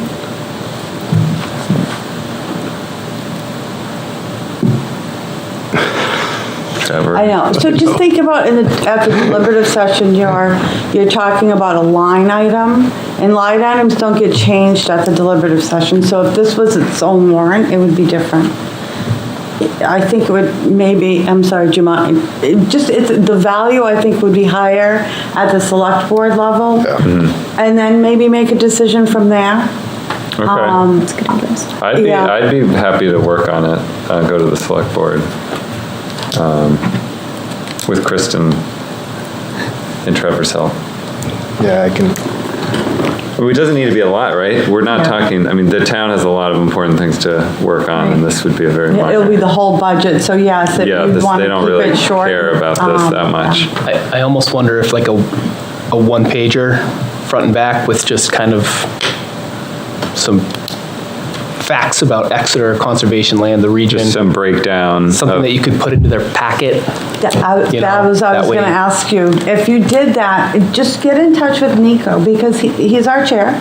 And he puts together the agenda with the town manager, usually the Thursday or Friday before. So if you someone wants to reach out to Nico and just with some thoughts and ideas, my doing that for you is no good, because you guys have to make the decision, and I'm not a voting person here. But Nico's really great at coming up with the best possible avenue to get this done. Super. Yeah, I'll throw my hat. Okay. Yeah, I think a one-pager, I like that. I mean, no one wants to get too down in the weeds. They don't want a PowerPoint. They don't want to hear you ramble. They just want a couple bullet points. Right. Yeah, that's fair. Yeah, and if it's in the packet, it gives the select board members a chance to review it and have some questions ready. Yeah. Okay. What do you think of that, Kristen? Sounds great. Okay. And you think that's mid-January? Is that select board meeting? I believe it's going to be mid-January. Okay. But if one of you could reach out to Nico, he might be able to pinpoint that a little bit better. Okay. We also have, I just remembered this for the meeting, we have February 8th, they're planning an all-board meeting.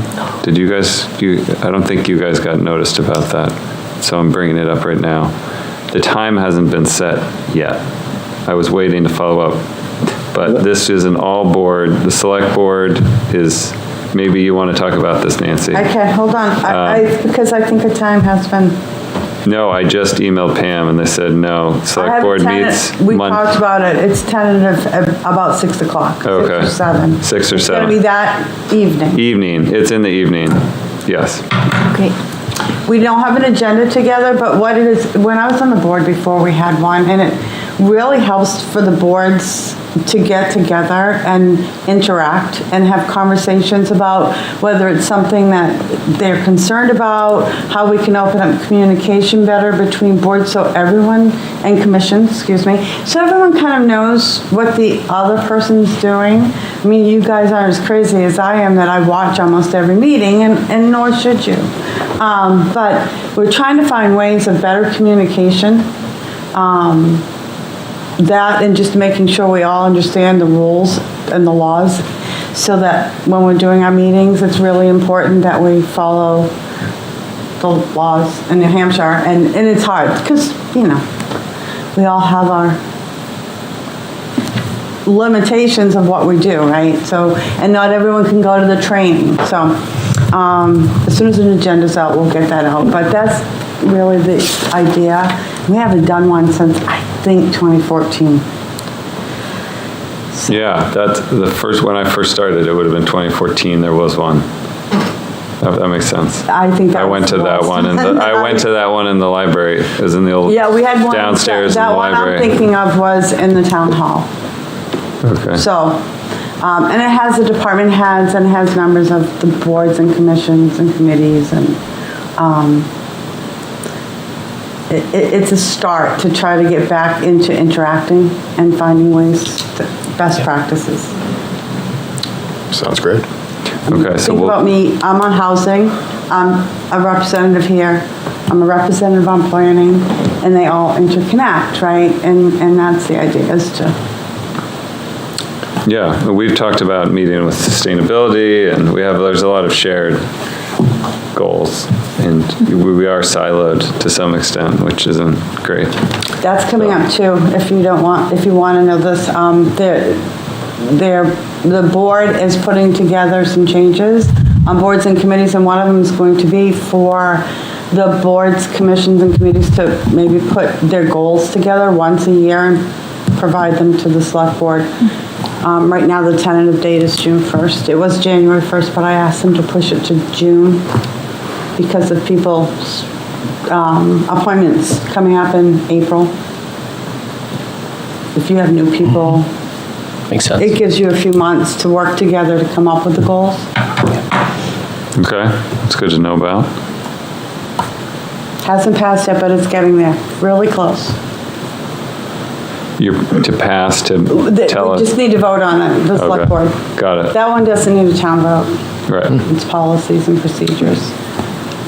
To circle back to the discussion regarding the warrant, the capital request, I'm happy to be at the town meeting at the high school to speak to it if needed. So if you guys want to fall on the select board meeting, hopefully everything is handled and covered there. I do plan to attend the meeting at the high school. So if anything does Everyone come up. should be at that. I know. People, I understand. it's amazing how many people don't come to that, and a lot can happen. But when whoever the point person to reach out to Nico, talk to him about the process at deliberative session, because you can only change the top number. You can't change a specific line item. That's why I suggested you go to the select board first. Okay. Right?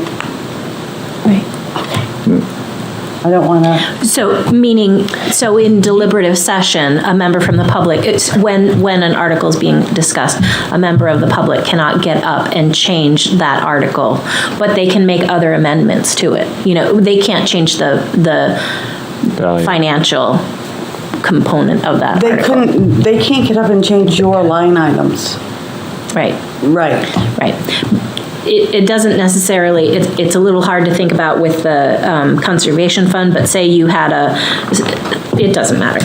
Yeah. No, it's okay. I just want to make, it's confusing. I've been on budget for how many years, and I'm still, it's a process, so. Yeah. It is. So is Don still there? Oh, Don's waving. Don says it's a process too. Yeah, he gets it. Or does he have his hand He's been up? on a lot years. He has his hand up? Did you want to talk? Oh, he's muted again. Don, we're not hearing you. That's why he's waving. Can you unmute? Because you muted me, Mr. Chair. I did not mute you. I don't have that power, but I believe that. With good reason, Don, with good reason. You were muted by other powers. Am I on? Yes. Point of clarification. I'm running out of battery, so it'll be quick. Selectwoman Belanger is correct. If it's part of a budget line item, only the bottom line of the budget can be changed, not an individual line item. But if it's a separate warrant article, the amount of the warrant article can be changed, up or down. What you can't change is the content or the concept of the warrant article. So if the warrant article is to put $200,000 in Fund A, you can't change it to say, no, put it in Fund B. It has to, the amount of money can be changed in a warrant article, but in the budget, she is correct, and it's only the bottom line. So if the final budget is $22 million, you can only adjust the $22 million. You can't adjust the line item. Yes. Thank you. It's different. Okay, thanks. Yeah. And if you change the number, you can't say, and I want that taken out of this particular line item. It doesn't work that way either. So if you have your own warrant article about something, that could be addressed, as Mr. Clement just said. Right. But if you're talking about something that's actually in a line item budget line, going to deliberative and talking about it. So there's not a lot of, nothing to do with deliberative session. We just want to make sure that the select board is behind the. Please still come. Yes. Yeah, there are other things worth, yeah. Okay, so Drew, Trevor, and I will put together a one-pager. Okay. Great. All right. End of year expenditures. Okay, so your memo has a couple different, two different areas for expenditure, one of which is dues, and I wasn't sure what the commission was interested in doing. There's $300 that remains. Some years we've split that evenly between SERLAC and CELT, so $150 each. In other years, we split it three ways between Exeter-Squamscott Local Advisory Committee, Southeast Land Trust, and the Lamprey River Advisory Committee. So whatever you're interested in supporting and however you want to break it out, it would be great to have that motion now so we can expend the budget before the end of the year. I would do the 100 to 3 entities. As we know, the Lamprey River Advisory Committee did come to us this year. Yeah, they do good work. And they have an important resource, and I'm happy to support that. Yep. Yeah, I would agree. Okay, so I'll motion for the $100 for each, CELT, LRAC, and SERLAC. Second. All those in favor, say aye. Aye. Aye. All those opposed? None? Okay, the motion passes. So then we abstained, right? So that was everyone in person voted, and Don and Bill online abstained. For our next motion, we have $1,250 for signage, additional signage. We have the Grisette Mendez sign that'll be near the Exeter, the Brickyard Park, Parks and Rec field, where we have a new trail network. Is that, was it decided where the location was going to be on that? Yep, by the parking lot. Oh, it is going to go back? Yep. Okay, good. Yep. Yeah. And then, and so that, yeah, so I did break that out individually, but, well, yeah. Go ahead, for the $250 for the sign and up to $500 for the kiosk itself, the materials. Right. Because we're starting from ground up here. Right, and that was a 50-50 split with Parks and Rec. Okay. So. Perfect. Can we vote on the whole thing once, do you think, or do we need individual? I think so. Yeah. Yeah. Yeah. Why don't we just go through these then? Smith Page, there's a new sign. I don't know if you guys know, there was an old wooden sign that is crumpled and deteriorated off Drinkwater Road, so this would be a new sign for that property. I don't know if we're required to. We may be for the easement, or no sign requirements, but it's good to have a sign. You mean for Smith Page? Yeah. So we're not required to have a property identifier, but I get phone calls a lot from people saying, where is this property? Right. What we are required to have out there is the LCIP, or no, LWCF sign. Yes. We do have one, so the Okay. goal is to replace the posts and add the sign and the LWCF Perfect. sign, so that we're back in compliance. I knew there was something about a sign out there. Okay, perfect. And then we have additional $250 for new signs for the kiosks at Oaklands and Henderson Swayze. Do we want to we could vote to approve it and then we can talk about the signs themselves, or do we want to talk about the signs first? Do it that way. Is everyone okay with approving the costs, and then we can get into any details on the signs after? Okay, so that'll be, that totals up to,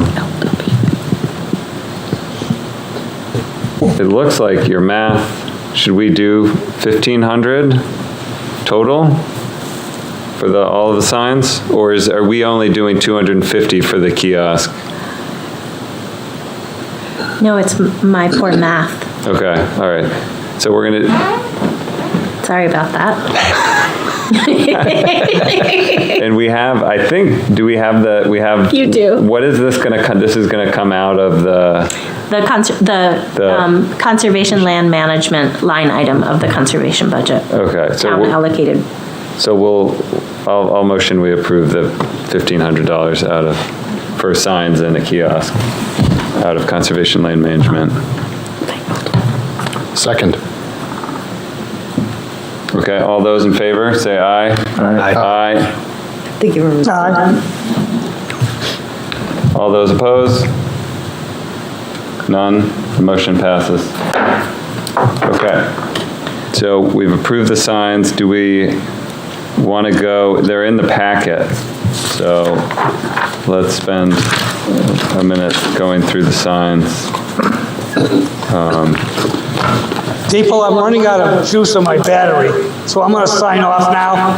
But before I do, wish everybody a Merry Christmas and a Happy New Year. Merry Christmas, Dawn. Happy And thank you for letting me come in tonight via Zoom. Same to you. Yeah. Thank you, Don. Merry Christmas. Acronyms kill me.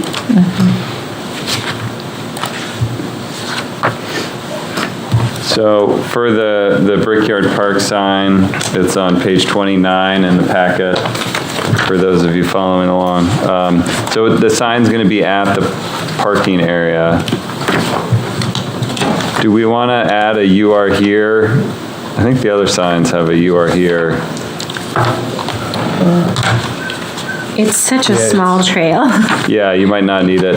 And I did mention this to Kristen already. There's some stars, the errant stars, that'll get removed. Oh, okay. In random places.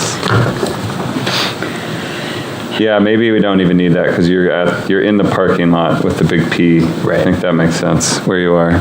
Agreed. Okay. And this was sent to Brian Grissett to review. And he did provide some comments. Were those comments were incorporated into this version? Not yet, no. Not yet, no. No. So some of the comments were, and I thought I had it in my packet, but I don't have it in front of me. Some of the comments were so right now there are stop signs. Oh, thank you very much. There's stop signs. Okay, let me start from his point. Number one was sun up to sundown. I think that's easy enough to incorporate, though I would recommend incorporating it at the very bottom of the sign. Bob, I don't know if it's possible for you to scroll down a little bit, or scroll. Yeah. So see the trail loop, 4.5 miles, we can have large font there and just say, open daylight use only or something like that. And then he had requested that we add additional stop signs, but I do identify in the text that the use of that property is limited to existing trails only, and so those stop signs are on existing trails. So I think that sufficiently covers the need for people to not, go and explore beyond that. I don't think it makes sense to have stop signs kind of floating on those the parcel boundaries. I don't think it. Yeah. I think it would add more question than answer to folks. Yeah. Or, it's almost more intriguing. Ooh, can't go over here. Are there going to be, and we will have a corresponding sign, physical sign at that approximate location on the trail? Yeah. Yeah. That makes sense. Stop sign, hidden meadow. Oh, the additional text under item 3, he wanted to delete the word beavers. I had listed some potential species you might encounter. That's easy enough to remove. I can add cottontail or something there. Because we wouldn't want people to falsely expect to see a beaver and get shocked when they don't. I would like to step around the beaver trapping statements. I can't approve or disapprove beaver trapping. That's something he would need to, trapping on conservation land requires permission from the Conservation Commission, so I would defer that to a submission for request. I will state that I never indicated that the commission would approve that. I don't know. I'm not familiar with the conversation he's referring to. Third paragraph. Yeah, we didn't, I agree. Fourth sentence, easy enough to replace contiguous with adjacent. And then fifth paragraph, so there is a very interesting history for that property in terms of the brickyard, but maybe that's something that we leave undiscussed at this point. Because it does involve a path on the Hennessy, the abutting property. And so I can see how that could be kind of like a nuisance, and maybe someday we could work out something with the Hennessy's, but we don't have that in place now, so it makes sense to delete it. That sounds prudent. Keep it simple. Keep it simple, yeah. Yeah. All right, good job pulling this together. I know it's a lot of work. Any other comments on this? I don't know if you could, I think you played around with zooms to try and maximize the extent, but it is like when you look at the trail relative to the size of the map, it takes up a small area. So I know you wanted to keep the whole property boundary. But I almost wonder if it wouldn't be worth zooming in and not showing the whole property, but having more detail on the trail aspect. I don't know. And how big, it's going to be big. Right. So maybe that's not needed, because when you... Yeah, 2x3. 2x3. It may be worth a Maybe test. It may be worth a inset. test print to check fonts or something. I have trouble visualizing these things on a screen. I know it's helpful to see it, Okay. Yeah. but I trust you to. That's just an idea that maybe. I mean, there is space to the right of the conservation parcel that could probably fit an inset map. Yeah, to me, I feel like this sign is more interpretive in nature rather than a trail guide. Yeah. I don't think people will really use it to guide their navigation. They might use it more to understand what they could see out there, but. Or that there is even a trail to go on at this point. And I do think it's important to share that large portion of land is protected. Yeah. I think it's important for the public to see that. Yeah, I agree. All right, well, we can leave it.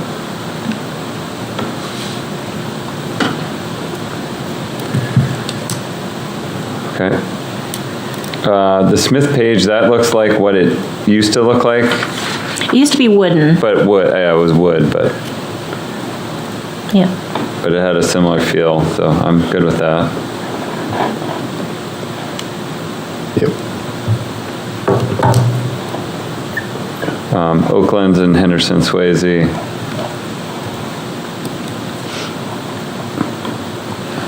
I did delete the side of lettuce on that one. So that's delete on Oakland's. You had brought up the road, so right now we list rogue trail. I don't know if it's on the Oakland's map or not, but you had brought up rogue trails, which is a good point. Prior makeup of the commission was interested in separately identifying the trails that were out there. But I mean, for how many years do we have mapped rogue trails and not? I don't know how to handle that, but I'm open to suggestions.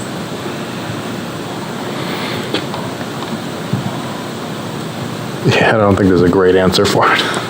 Yeah, I don't see them on the Oaklands. They're on the Henderson Swayze. the Henderson Swayze one. Yeah. What is? Like on the one hand, some of them are, but a lot of them are on private property. They're just trails on private property. They're not necessarily rogue. There are not necessarily all quote unquote rogue trails that are on our town-owned property. Right.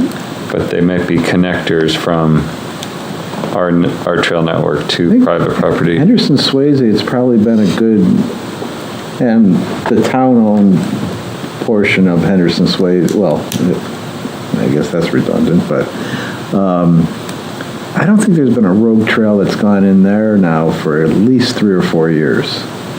We've been able to snuff those out. There's been a lot of trail development surrounding it. But Henderson Swayze itself, it's pretty much what's there has been there for quite a while.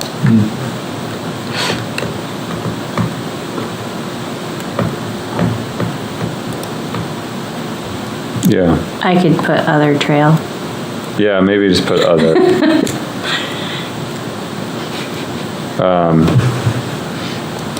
This doesn't have. I'd like to chime in on that one. I think it would be good if we just emphasize the trails we want them to use.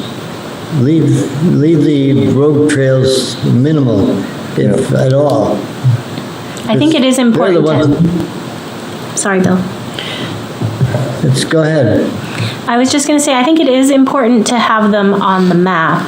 We run into this because people are counting junctions, before they take a right or something like that. And if we don't show those other trails, they're lost. But yeah, I'm fine just calling it other trail or something like that.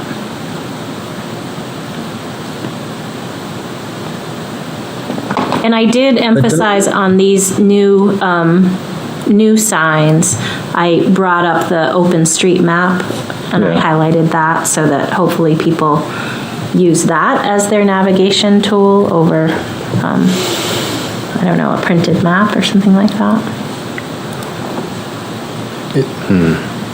Yeah, I saw that there, and I wonder if it should be bigger or folded or slightly different. Is it open street map or use if we should list another option? Or just In the keep it past, to we that? had a QR code Yeah. that brought you to the town's website. I can add that. I can add that. Not to linger. Oh, go ahead. Oh, sorry. No. Not to linger too long on the rogue trails. Is it something we want to discourage? Is it something we just sort of, because I agree that if they exist, for the sake of a map, I think it's good to, even though we don't want to acknowledge them all that much and have guide people down them at the same time. For the map to be useful, you should be able to use it knowing where you are. If you pull up, you say, I am on this trail right now. I'm standing here in the woods. Where am I? I guess it just sort of comes down to the language. Are we trying to discourage people from using them in the first place? Are they in a shape of like some kind of disrepair where we can say like abandoned or unsupported or unsanctioned? Unsanctioned, yeah, something like please don't go here, but they exist. Yeah. It's a good point. Well, I think the ones that are on private property, though, a lot of times those are the most well-maintained ones because people feel comfortable going in and adding bridges, whatever, without being on public property. Certainly the stuff that's over behind the rink, like those trails get a lot of trail maintenance on them. Yeah. And they're nice trails for riding bikes, especially.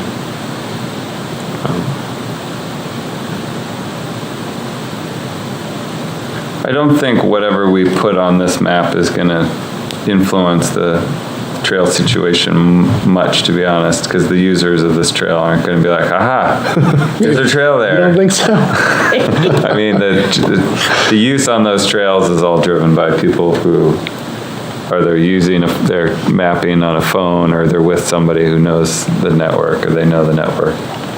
That's my sense. Yeah, you're probably right. And this is for the random, this is going at the trestle lot, Yes, correct? So correct. it'll be for the Henderson Swayze is. For the Henderson Swayze one's going at the trestle lot, and the Oakland's one is going at the Newfields Road lot. So those are both sort of, I mean, they're both mountain biking lots, but people also just walk dogs and whatever. Yep. Yeah. All right. They look great. They do. Yeah. Thank you. If you come across an edit before, please send it my way. No. One thing, I'm not sure if one of the kiosks is there in the Oakland one, the one that's just over the number 10, just kind of north of Oh, the tunnel. interior map?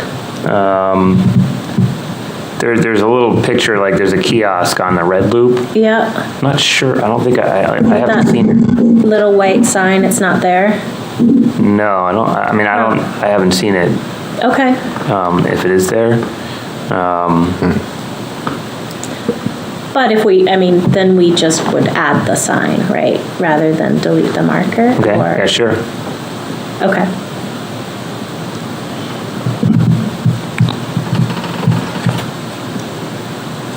Yeah, and the red loop. Toby would be a good person to look at this, or. On the red loop, I don't think there's any key. There's nothing. No. The numbers. And I also think that whenever we have those kiosks, I don't think any of them have the "You Are Here's" on them. Right. And so I keep trying to remember to bring a Sharpie with me when I'm out there, because I think that's pretty helpful.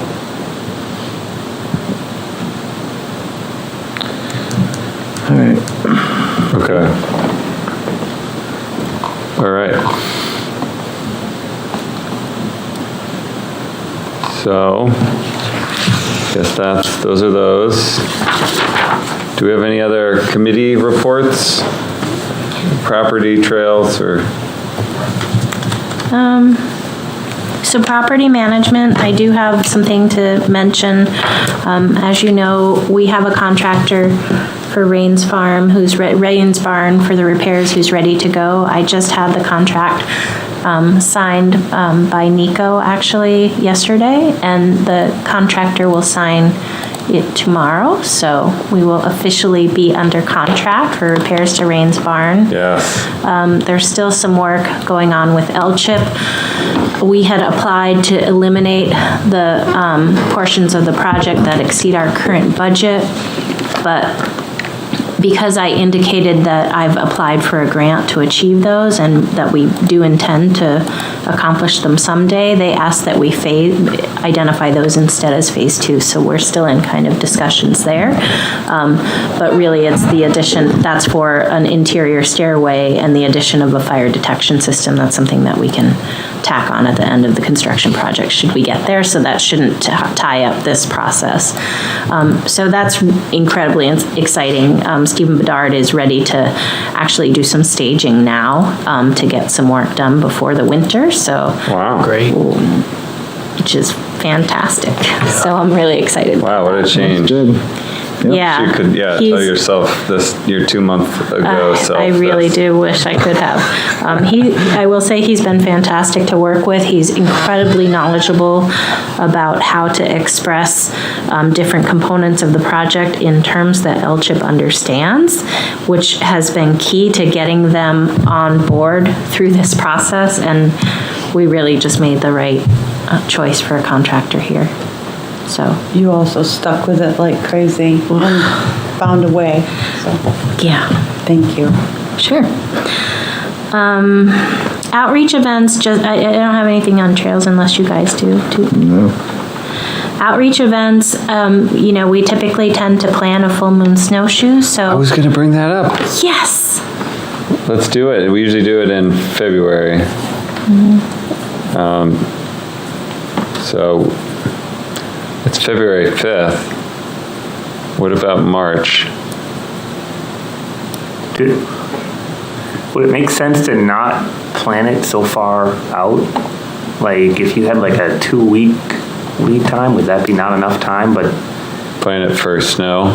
That way you could kind of, if you had great conditions, you could kind of look at the long range forecast. Whether or not the moon is there. Yeah, I mean, it's up to you guys. Or meeting to meeting, right? What? Or meeting, to Kyle's point, right? So when we get back together in January, maybe there's snow on the ground. Yeah, we could pull the trigger on a time if the weather looks right and just do it. We kind of have simplified the event. We don't need the big bonfire and other things, so I think we could just... I snowshoe all the time, so I don't mind just throwing out something to the conservation Facebook page and say, hey, if you want to 5 o'clock at the traffic circle or whatever, Do the community page too. Yeah. We'll take their mind off Swayze. Sure, and it helps to pack down the trails for mountain biking. Yeah. All the good it'll serve. Yeah, we have advertised the event on Facebook, and I know the years past we've gotten random regional selection of people there, which is interesting. But if we just threw it out a week before, maybe we could get more local people. I think that's a great idea. All right. And then along those lines, in the past, we had open barn days at Rains Farm, kind of similar when conditions were perfect. So these are just kind of thoughts with winter approaching, if we still want to continue to do that. I think people really enjoyed it. We have the supplies out there. It just kind of depends on what Steven's working on at the time. We can open the barn for hot cocoa. Yeah, I think that's awesome, because it's become a sledding destination. And it really has, yeah. So I think it makes a lot of sense. Great. Other committee reports.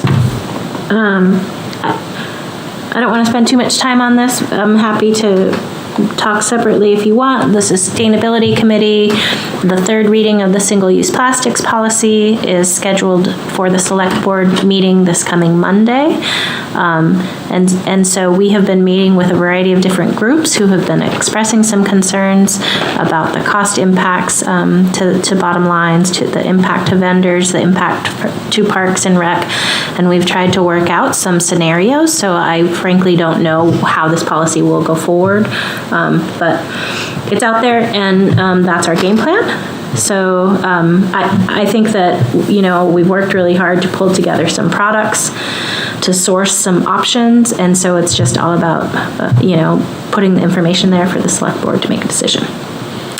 Energy Committee, they have some outside speakers coming to their meeting tomorrow to talk about net zero buildings. That's kind of a key issue for them in that that's one of the concepts for the public safety complex. And so a component of that is really educating us on those concepts and how to achieve them. So I'm looking forward to that.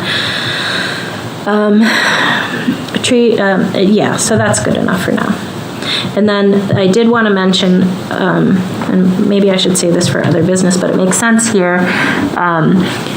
The NHACC is putting together this, I think, really exciting 7-series workshop on wetland education. And so it's all about how to read plant, it covers everything from what functions and values assessments look like, how to read plans, how to craft effective recommendations to the state, there's a whole host of them, so look to that.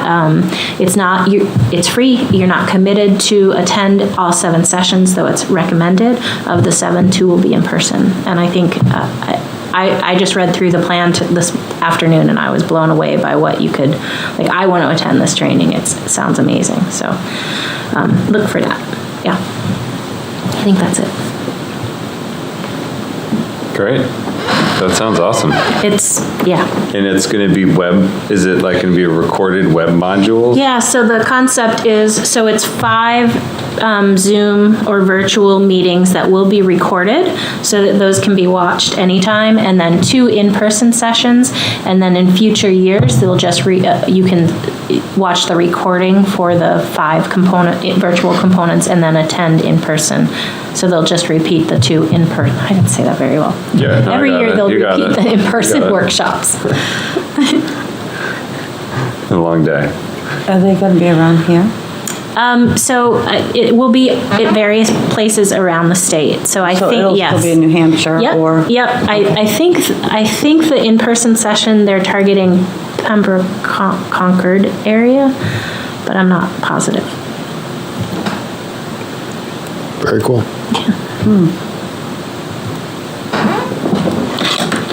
Okay, that's great. Nothing from River Study. Nothing from River Study? No. Oh, I did see that we did get a planning grant. Yes. Exeter got it for this pickpocket dam study. Yep. And the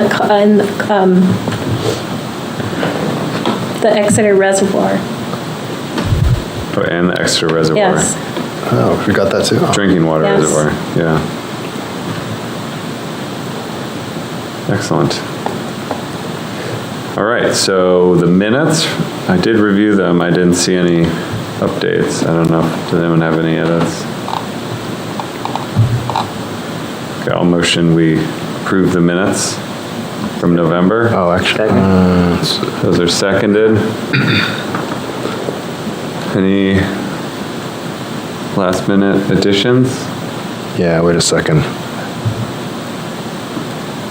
I wasn't there, but let's see, on number 2, committee reports, 2A2, first paragraph. There's a number, line number now. Oh yeah, look at that. I'm just not with it this evening. Line 62, Mr. Murphy should be Ms. Murphy, I think. Oh, Mr. Murphy. Oof. You got it right most of the time. Thank you, Trevor. Sure thing. Other than that, great job, Dan. Yeah, Dan does good work. Thank you, Dan. Okay, so a motion that we approve them as amended. I guess that was seconded. All those in favor, say aye. Aye. Aye. I'll abstain. Okay. All right, the motion passes then 4-0. Do we have any other business? What about, correspondence? what about the appraisal? Oh, we didn't do the appraisal. Thank you. Someone's on it. Okay, so I will motion that we spend up to $2,000. From the, Is it contingent on other towns participating, or? So yeah, we're going to spend up to $2,000, we approved the spending up to $2,000 for an appraisal, real estate appraisal, but it's contingent upon other participating entities' involvement in the project. Second. Are you proposing conservation fund, or are you wanting me to seek approval to use the, I don't think the timing will happen for December. It doesn't feel like that, so are you wanting to pull it from the town allocated funds or the conservation fund?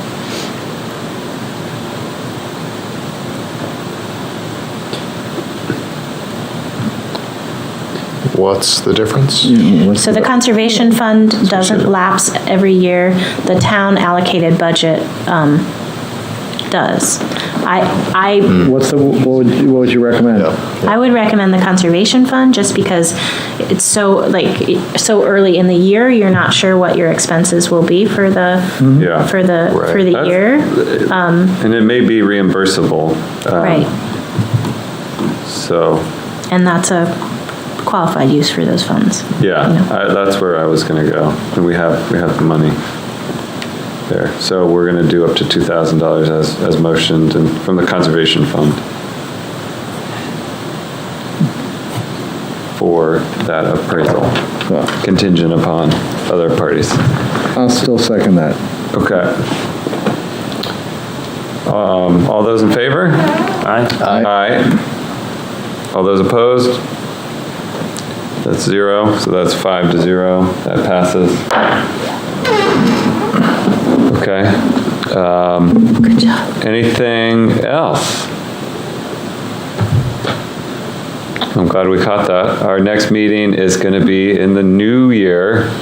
January 10th. January 10th. 23. That's wrong on the meeting. Oh, and the year is wrong. Yes. I was trying to tell you. January 10th, 2023. Wow. And I hope, I hope you all have a great holiday. Yeah. Take some time off. Merry Christmas and have some eggnog or whatever you do. Happy New Year. And I'll motion we adjourn. Second. All right. All those in favor say aye. Aye. Aye. All right. We are adjourned. Speedy recovery, Bill.